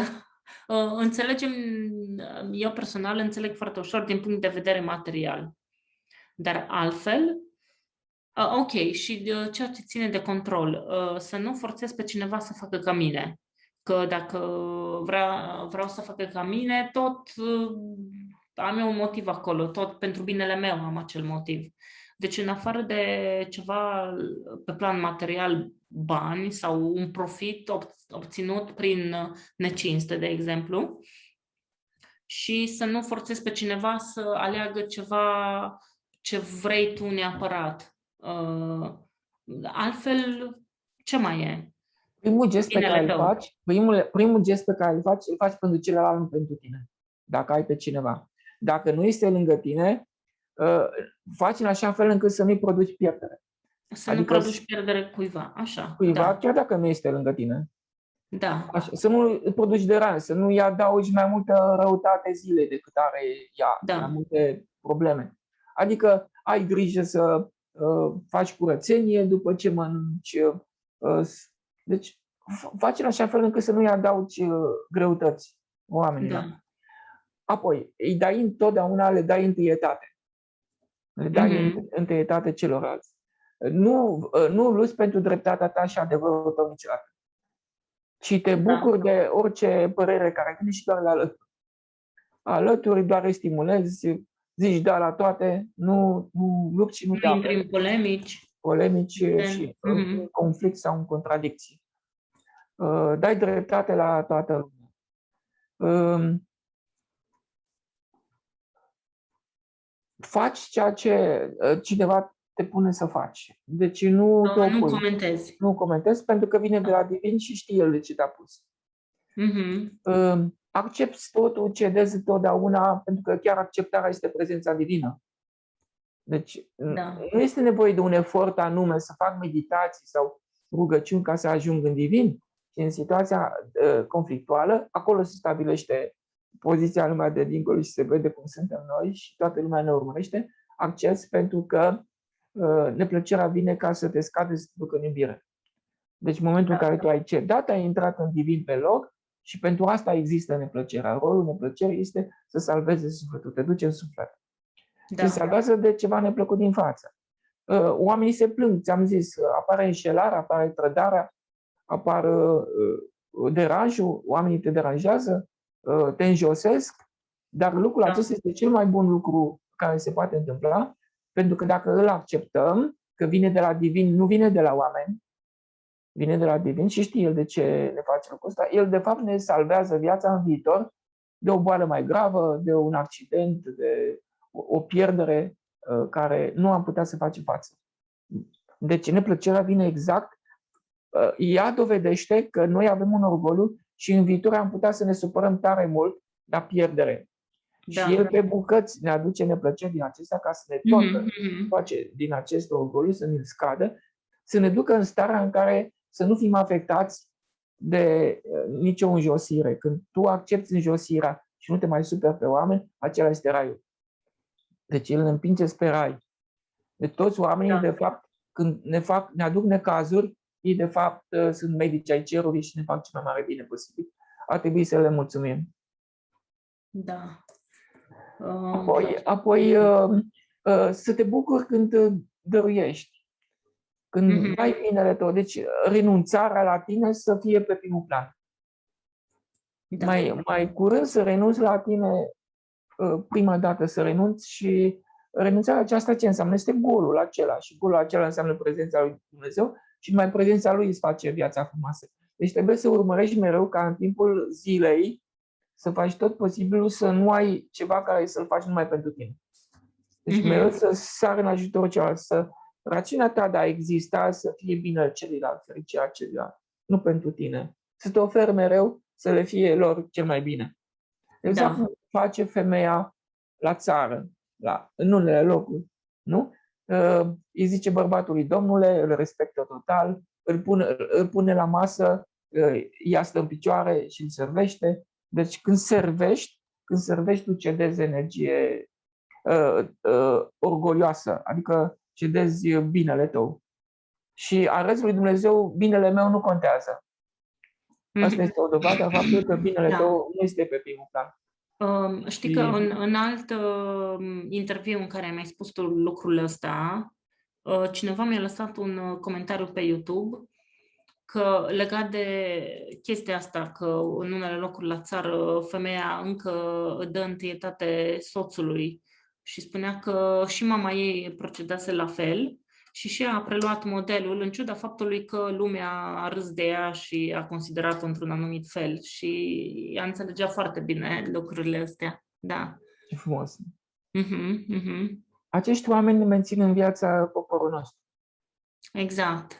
Altfel, Dumnezeu ne-ar șterge de pe fața pământului. Da, unde am văzut ieri o fotografie, era cu un băiețel care se ruga în bancă la școală și alți 5 care râdeau în spatele lui de el și de sub textul spunea chiar ceva de genul ăsta, că râdeți, voi râdeți, dar datorită acelui copil care se roagă, sau nu, datorită celor care se roagă, voi sunteți încă în viață.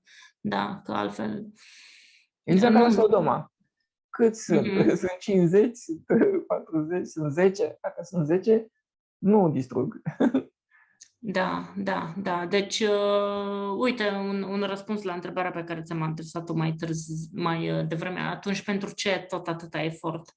Uite așa, că să se mențină numărul ăla minim. Minim necesar ca să poată să supraviețuiască o comunitate. Da, să nu...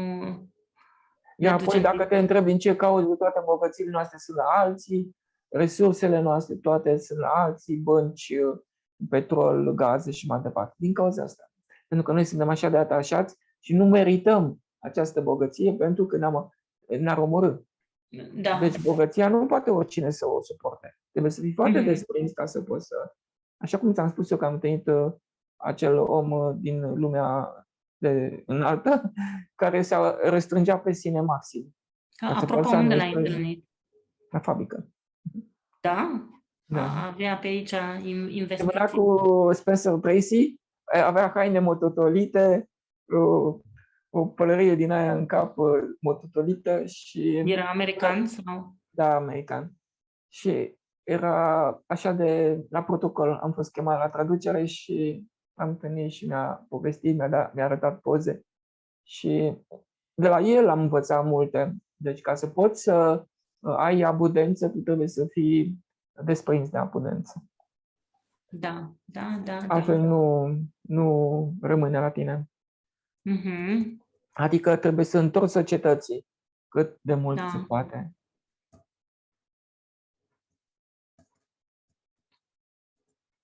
Foarte frumos.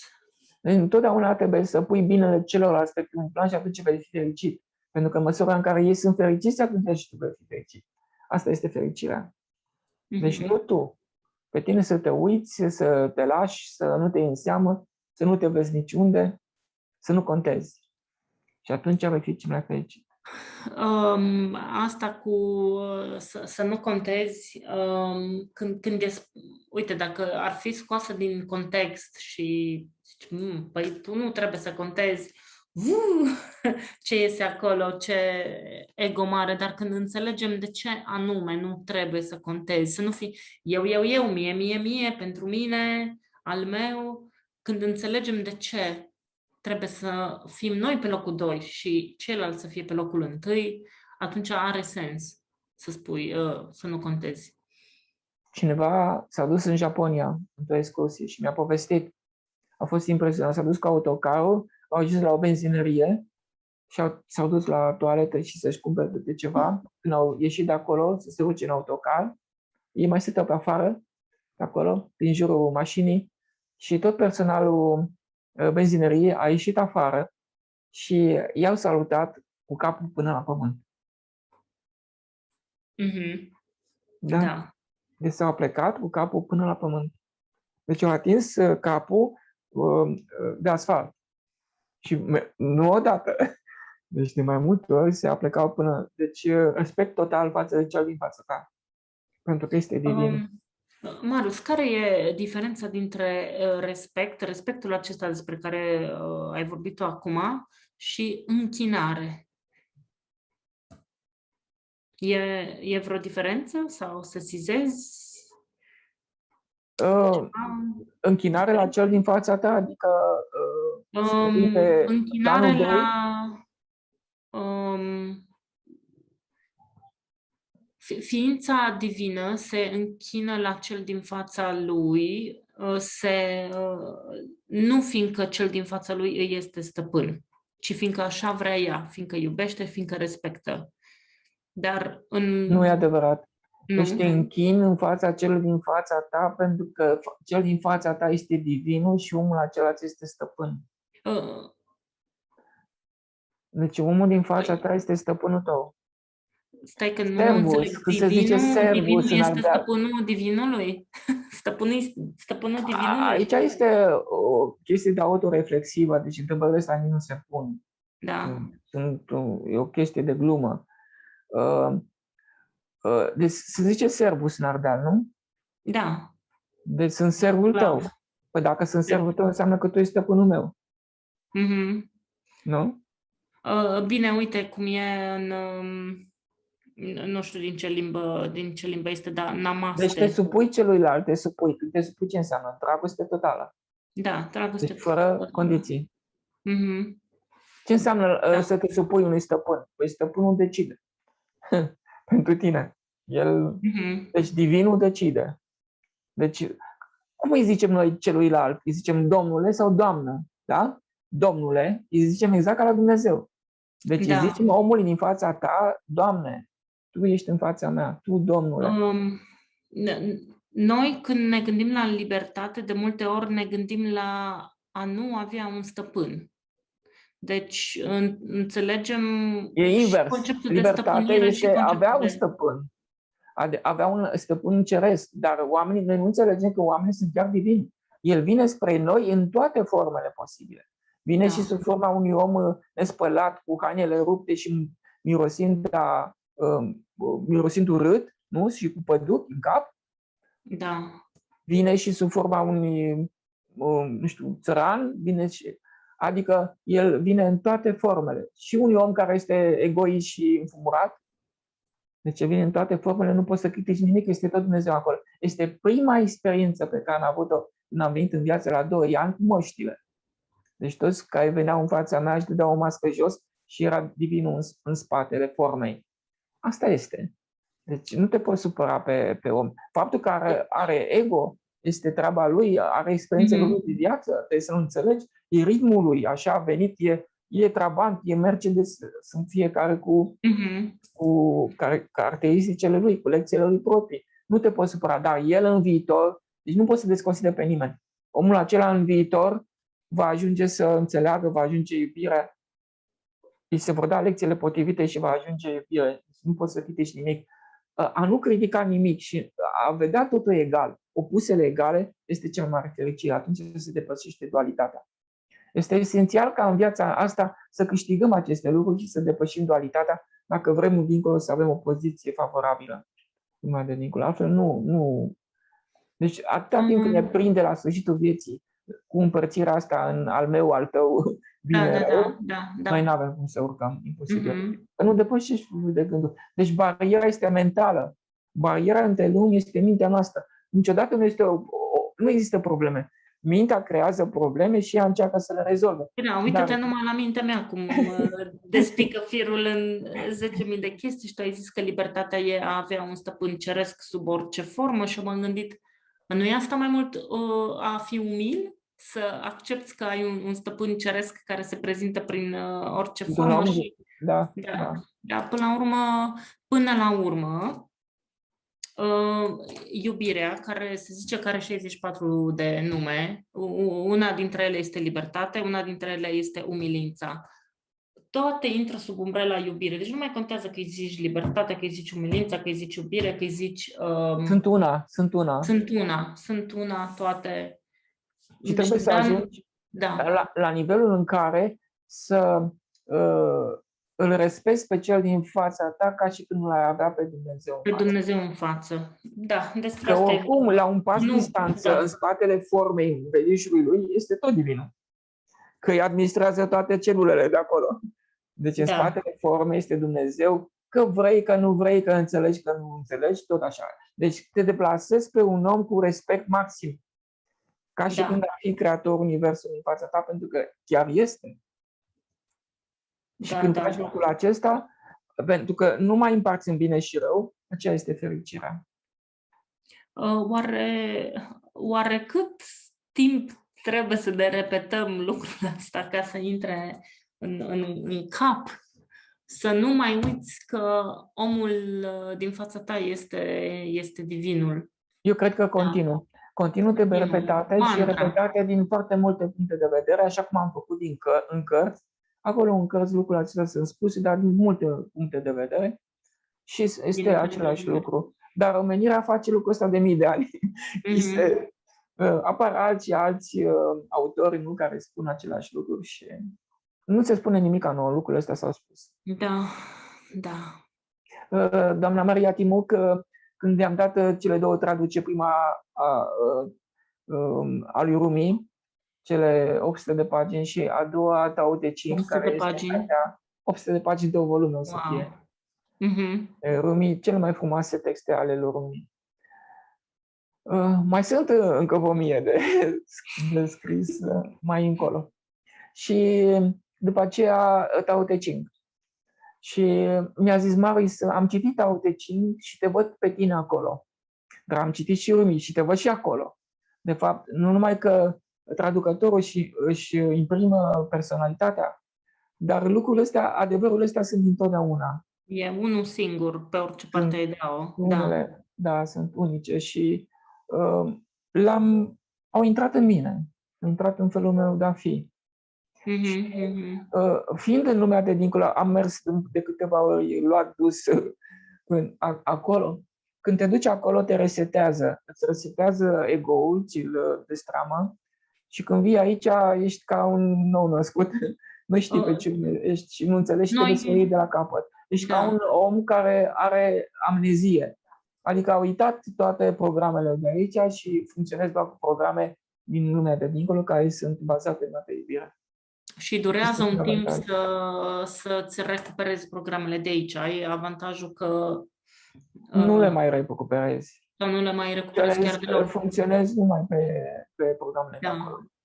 Păi și noi cum ne dăm reset? Dacă tu îți dai reset ducându-te dincolo, noi Păi cum tot ne dăm? așa, când m-am spus în aceste 4 căzi, când te lași în jos, atunci vine divinul și îți dă Ne reset. lăsăm pe noi. Aici ajungem de fiecare dată, Da. la lăsarea de sine. Deci în fața fiecărei confruntări, când îți apare un om în față, o solicitare, nu știu ce, tu te-ai lăsat pe tine, nu lupți, nu te aperi, cedezi întotdeauna și faci totul ca să fie celălalt mulțumit, să-i fie bine lui, nu te iei în seama pe tine. Pentru că consider că ce vine din față vine la divin și tot ce îți trimite el este perfect așa cum este și ai nevoie. Deci, no comment. Nu mai există comentarii. Da.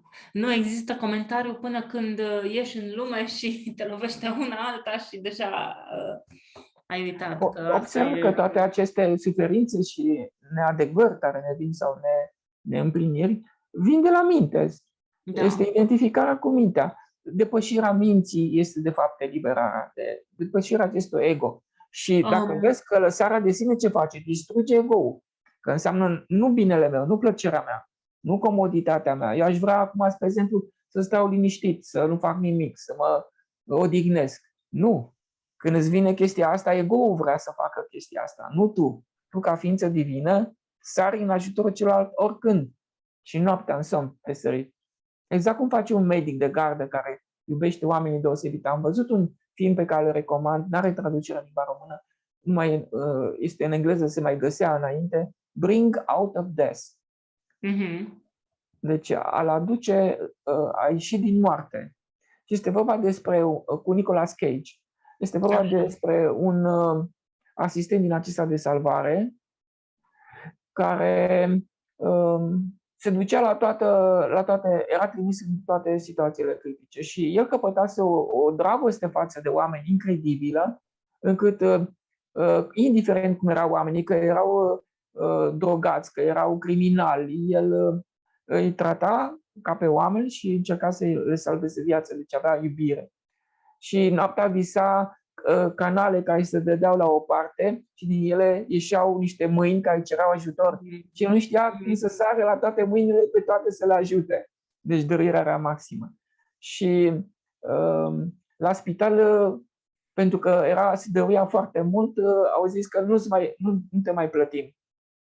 Și șeful lui avea aceeași situație, era pensionar și venea la spital în continuare de urgență, pentru că avea o dragoste de oameni deosebită și zicea și dacă nu primezi niciun bani, nu contează. Deci el voluntar.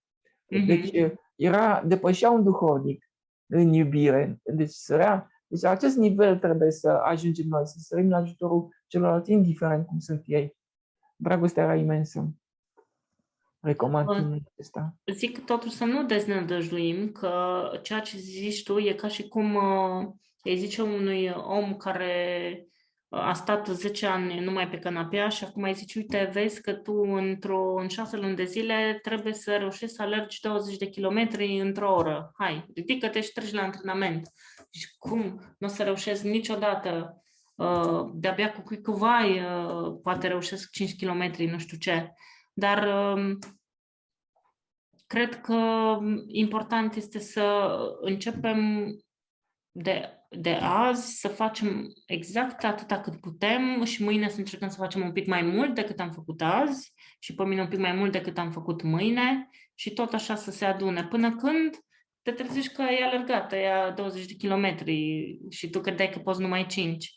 Adică că vom primi susținere divină dacă facem lucrul acesta și pe măsură, asta am înțeles eu de la tine de mai de mult, pe măsură ce începem să facem lucrul ăsta, și la început poate părea foarte dificil, după aceea va părea din ce în ce mai ușor și noi vom face, deci va fi invers, vom face mult mai mult, dar va părea mult mai ușor.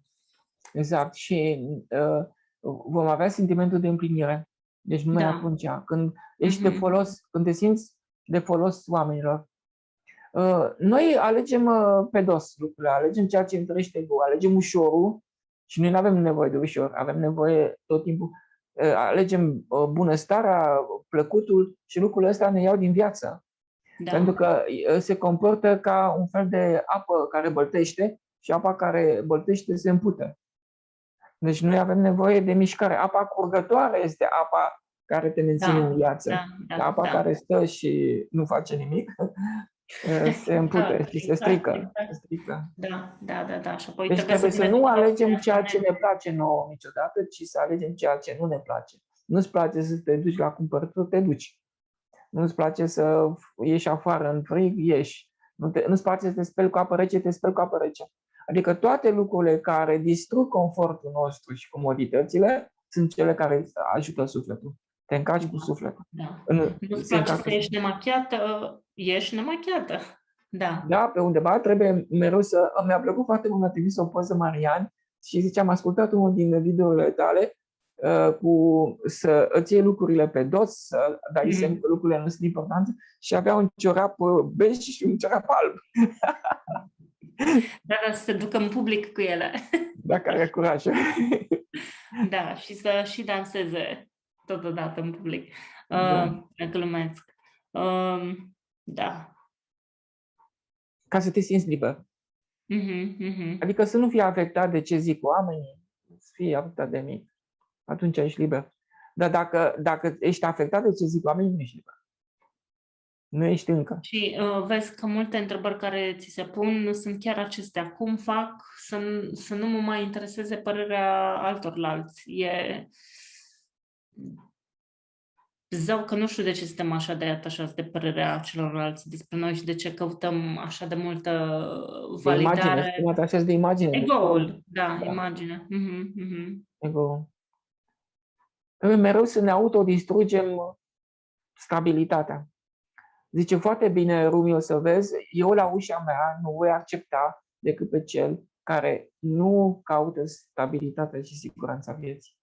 Nesiguranța. De ce care caută nesiguranță? De ce? În nesiguranță ești confruntat cu situații variate și numai nesiguranța te dezvoltă.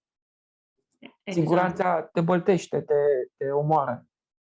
Deci nu ai nevoie de stabilitate, ai nevoie de lipsă de stabilitate. Da. Dacă ți e frică de necunoscut, evident că nu o să faci niciun pas, dar dacă îndrăznești totuși să ieși măcar un pic din zona de confort, o să vezi că necunoscutul se transformă în aventură. Deci ceea ce poate fi ceva oribil, ca o sală întunecată, unde nu e nici măcar o luminiță și nu vrei să intri acolo, odată ce ai făcut primul pas, descoperi că de fapt nu. Ce interesant, ce aventură. Exact, doar este neîncercat.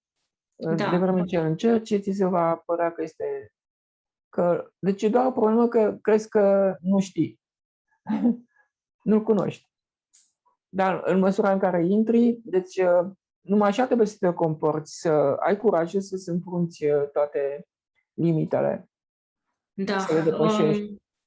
Eu m-am înțeles la un moment dat, în o înțelegere personală, mă refer, că a intra în divin este egal cu a accepta necunoscutul, nesiguranța. A intra în nesiguranță, necunoscut, asta înseamnă să intri în divin.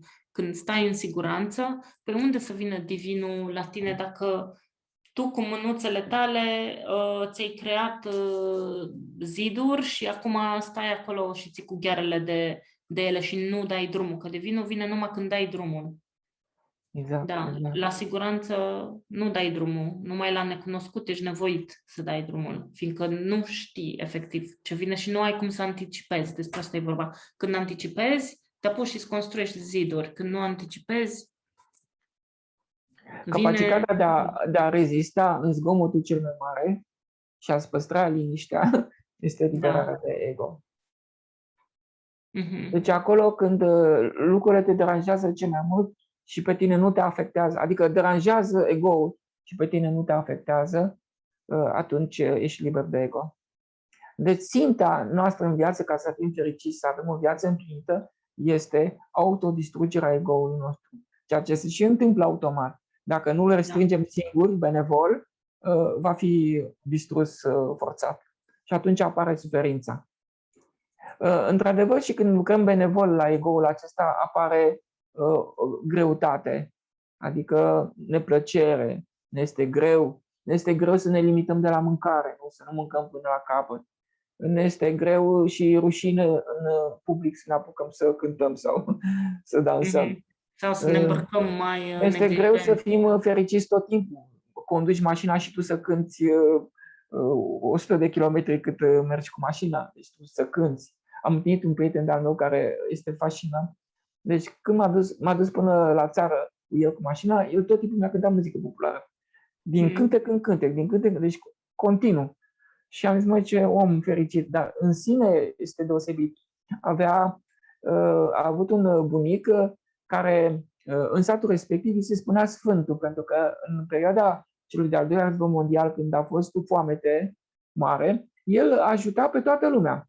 Deci era bogat și toate resursele lui, toate rezervele lui le dăruia la oameni și i-a ajutat pe toți.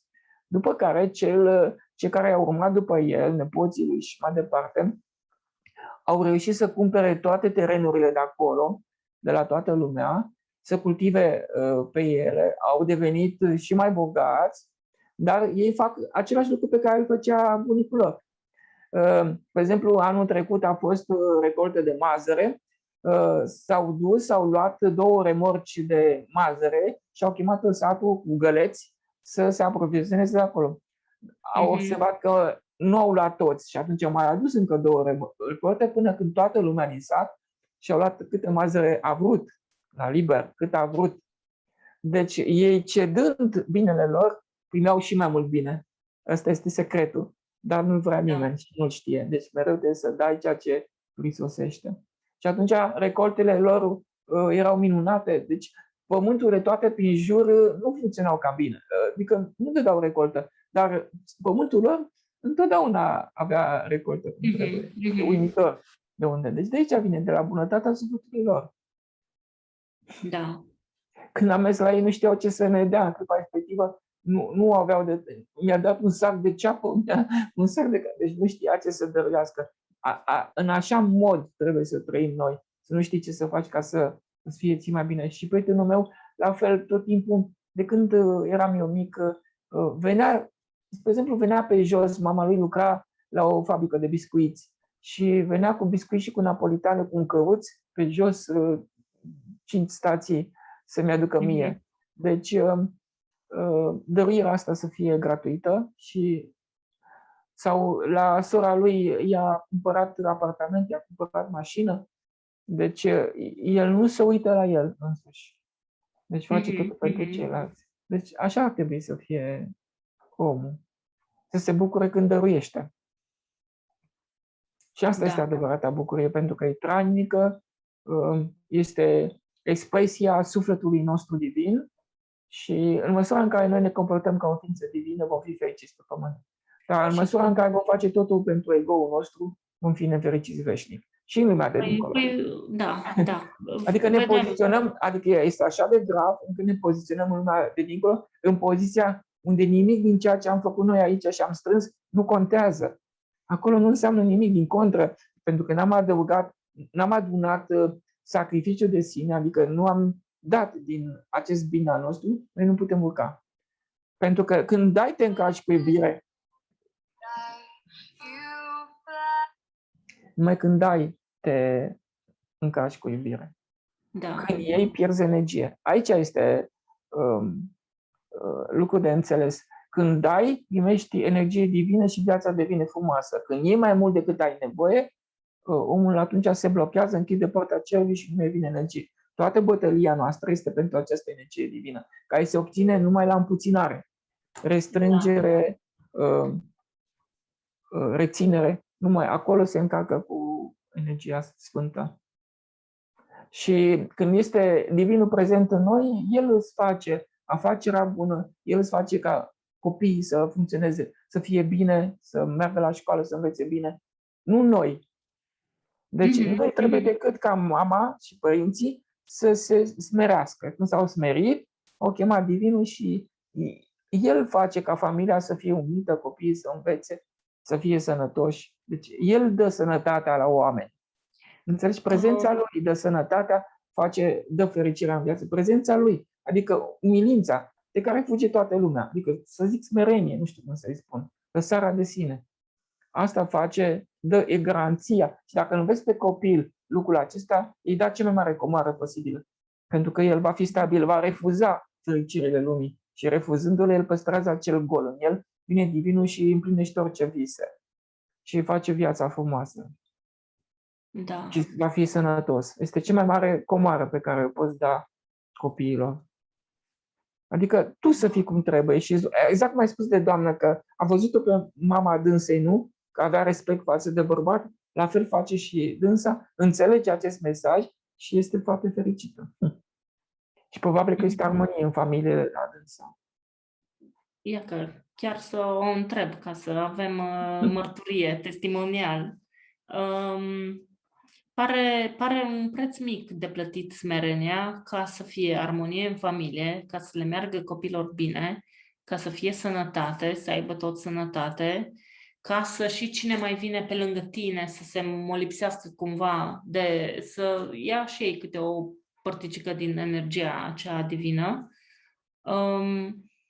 Da, un preț mic de plătit comparativ cu atunci când zici păi eu drept, însuflu mânecile și mă apuc să fac și trebuie să fac și pentru familie și trebuie să fac și pentru comunitate și trebuie să fac și pentru nu știu ce. Adică, la rece gândind, e mai simplu să alegi smerenia decât efortul și chinul și totuși nu o facem. Poate într-o zi ne intră în cap. Repetăm aceste mesaje până îmi intră și mie în cap, până intră și restului ascultătorilor în cap, fiindcă mă gândesc că cei ce te ascultă, Marius, deja simt adevărul cuvintelor tale și e numai chestiune de pus în practică, nu mai e nimic de disecat. Oare nu cred că mai există îndoială sau dacă există e probabil foarte mică, altfel nu te-ar asculta, fiindcă ceea ce zici tu, învățăturile tale sunt hardcore, sunt... Greu de urmat, greu de urmat. Da. Adică nu te urmează nimeni din plăcere. Știi ce zic? Fiindcă tu nu ne spui ceea ce vrem noi să auzim. Deci nu te urmăm din plăcere, tu nu ne faci să ne simțim bine, dimpotrivă, zic că, aoleu, iar n-am dăruit destul, iar la, știi? Da, dar continuăm să facem lucrul ăsta și eu zic că se lipește de noi și mi-ar plăcea poate de la cei care te ascultă, dacă vor vrea să lase mici mărturii, poate, nu știu, să ne trimită în comentarii la orice videoclip de-al nostru, să le trimită, să le vedem acolo și noi să le distribuim după aceea pe diverse canale. Sau un grupul de pe Telegram. Un grupul tău de pe Telegram. Da, al meu e pe WhatsApp, da. Într-o bună zi va fi și pe Telegram. Dar da, eu cu drag colectez acele mărturii de pe oriunde vin și le pun la un loc și apoi... Da. Chiar avem nevoie de mărturii ca să oamenii să aibă curaj, să vadă că sunt mulți care gândesc așa și se comportă așa, nu suntem singuri. Din cauza asta am și făcut aceste video cu întâlniri cu oameni remarcabili, așa am zis, dar am vrut să arăt că sunt foarte comuni, oameni obișnuiți de lângă noi, prietenii noștri sau... Deci nu sunt din aceștia sofisticați profesori universitari sau nu știu ce care au fost cunoscuți. Sunt oameni simpli lângă noi și banali care au această înțelegere profundă. Nu e nevoie să ai școli ca să poți să înțelegi lucrurile acestea. Dimpotrivă, mi se pare că câteodată școlile te împiedică, adică deja te-ai autolimitat, nu mai vrei să dai drumul anumitor convingeri și păreri pe care ți le-ai făcut și e din ce în ce mai greu să fii deschis. Uite, dacă lumea dacă noi cerem mărturii, o să aflăm și cine s-a uitat până la sfârșit la clip, că va lăsa mărturie. Așa. Ne oprim aici, Marius? Da, sigur. Bun, îți mulțumesc din inimă. Am un pic de rumegat la câteva lucruri pe care le-ai pomenit tu. De ce sunt grele? Sunt grele. Uite, când ți-am pus întrebarea despre respect și închinare, cred că ego-ul meu are o problemă cu închinarea și trebuie să aflu de ce, trebuie să mă uit să aflu de ce, știi? Cumva face trimitere la o lipsă de putere, dar îmi dau seama că nu are nicio legătură cu puterea interioară, știi? Dar astea sunt chestii personale pentru mine de... Adică să ai respect față de cel în fața ta, gândind că în spatele lui este Dumnezeu și nu e un om oarecare. Și că prin acel om Dumnezeu lucrează corector la tine și contează cum te porți cu el. Da. Adică deciziile pe care le ia el nu vin de la el personal. Adică trebuie să înțelegem că nu avem oameni în față, avem divini. Și prin ei sunt doar niște măști. Și prin ei el acționează asupra noastră corector. Și ne șlefuiește ca un diamant.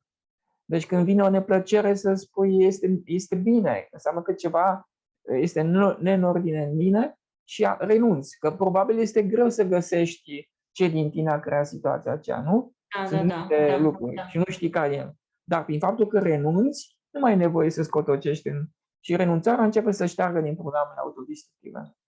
Corect. M-a întrebat doamna ieri, nu cum se poate scăpa de programele acestea, numai prin acceptare, renunțare, pentru că acceptarea este chiar prezența lui Dumnezeu și când El intră, îi predai lui controlul vieții tale, te lași în mâna lui complet și atunci viața ta se restaurează de la sine.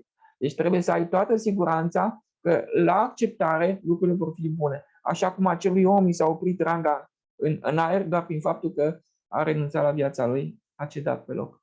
Deci nu te confrunta. Când spui renunțare, să renunțăm la binele nostru, la avantajele noastre, la dreptatea noastră. La conflict, să nu te împotrivești la ce vine în față, să nu te opui, pentru că vine de la divin și știe el de ce. Deci să nu mai împărățim în bine și rău, că este absurd. Neplăcerea respectivă vine pentru ego-ul nostru și îl distruge și este bună. Deci nu există lucruri... Totul este iubire. Dumnezeu când trimite o neplăcere, un necaz, îți destramă ego-ul și salvează viața. Și o face din iubire. Așa cum părintele îl ia uneori de urechi pe copil, nu? Din iubire nu vrea să-l distrugă. Nu? Vrea să-l corecteze. Exact așa ne ia de urechi. Deci atenție, când vine o neplăcere, Dumnezeu te ia de urechi. Da. În modul ca să nu trebuiască să vezi te ia de ureche, da, spune. O să vezi ce frumos este la Rumi, că are... Eu nu am versificat, este în formă de proză, este mai ușor și mai accesibil ca să fie înțelese. Pentru că dacă ești atent la potrivirea cuvintelor, pierzi din înțelesurile profunde. Și el acolo are niște afirmații, seamănă ca o poezie, zice, în modul acesta. Deci, și apoi zice ceva în poezia aceea și iar zice, în modul acesta. Deci Dumnezeu, în modul acesta lucrează asupra ta, corector. Este super de citit. Tot timpul. Peste tot sunt numai moduri și feluri și chipuri în care Dumnezeu ne șlefuiește și ne salvează viața. Da, de fapt, oamenii, spunea Rumi, sunt trimiși de divini. Scuze, cine? Rumi spunea că omul este trimis de sus, deci el când vine în fața ta nu e de capul lui. Nu vine că vrea el, că are ceva cu tine, nu. Este trimis special de Dumnezeu, este un trimis de sus ca să te corecteze și să salveze viața. Da. Noi, știi ce mai facem? Selectiv zicem, tu ești trimis de Dumnezeu, tu nu ești. Tu ești, tu nu ești. Ia de aici, știi? Cui ne convine, ești trimis de Dumnezeu. Cui nu ne convine, nu ești trimis de Dumnezeu. Totul e trimis. Fie bune, fie rele, ego-ul împarte, sufletul nu împarte niciodată. Deci este esențial acea emisiune, acel binar despre suflet, de data trecută, pentru că așa, în momentul în care avem clar în cap, ar trebui să le învățăm, să le repetăm în fel și chip, vom vedea că noi nu trăim ca suflet pe pământ. Și dacă nu trăim ca suflet, o pățim. Exact. O să am grijă să pun și linkul cu înregistrarea de la webinarul despre suflet în descriere când pun Da, clipul este ăsta. foarte, foarte important și asta. Da. Să fie accesibil din cât mai multe locuri și tu poți să-l pui la tine în... Da, și la Ego să vedem plângere dacă ne zice cineva să se mai plângă. Da, păi deja, Îi uite, pune dăm pe un ei sfat. să zică dacă e bine sau nu e bine, ce aleg. Și singur își vor da seama. Pot să-și formuleze plângerile sub forma ego-ul meu se plânge că Nu, că atunci e au rezolvat nemulțumit problema. de... Atunci au rezolvat problema. Da, exact. Păi nu-i nimic, vin cu lecția învățată și tu doar dai note. Da, Glumesc. Bun, Marius, ne oprim aici. da. M-am și relaxat foarte tare în timpul acestui interviu. Ai văzut că am căscat la greu și acum îmi vine să dorm. Da, da. Asta se întâmplă deseori. Am un prieten care tot timpul mă suna și căsca de nu mai putea și zicea, ești pe post de somnifer. Deci dacă vreau să dorm, te sun, vorbesc puțin cu tine și am adormit.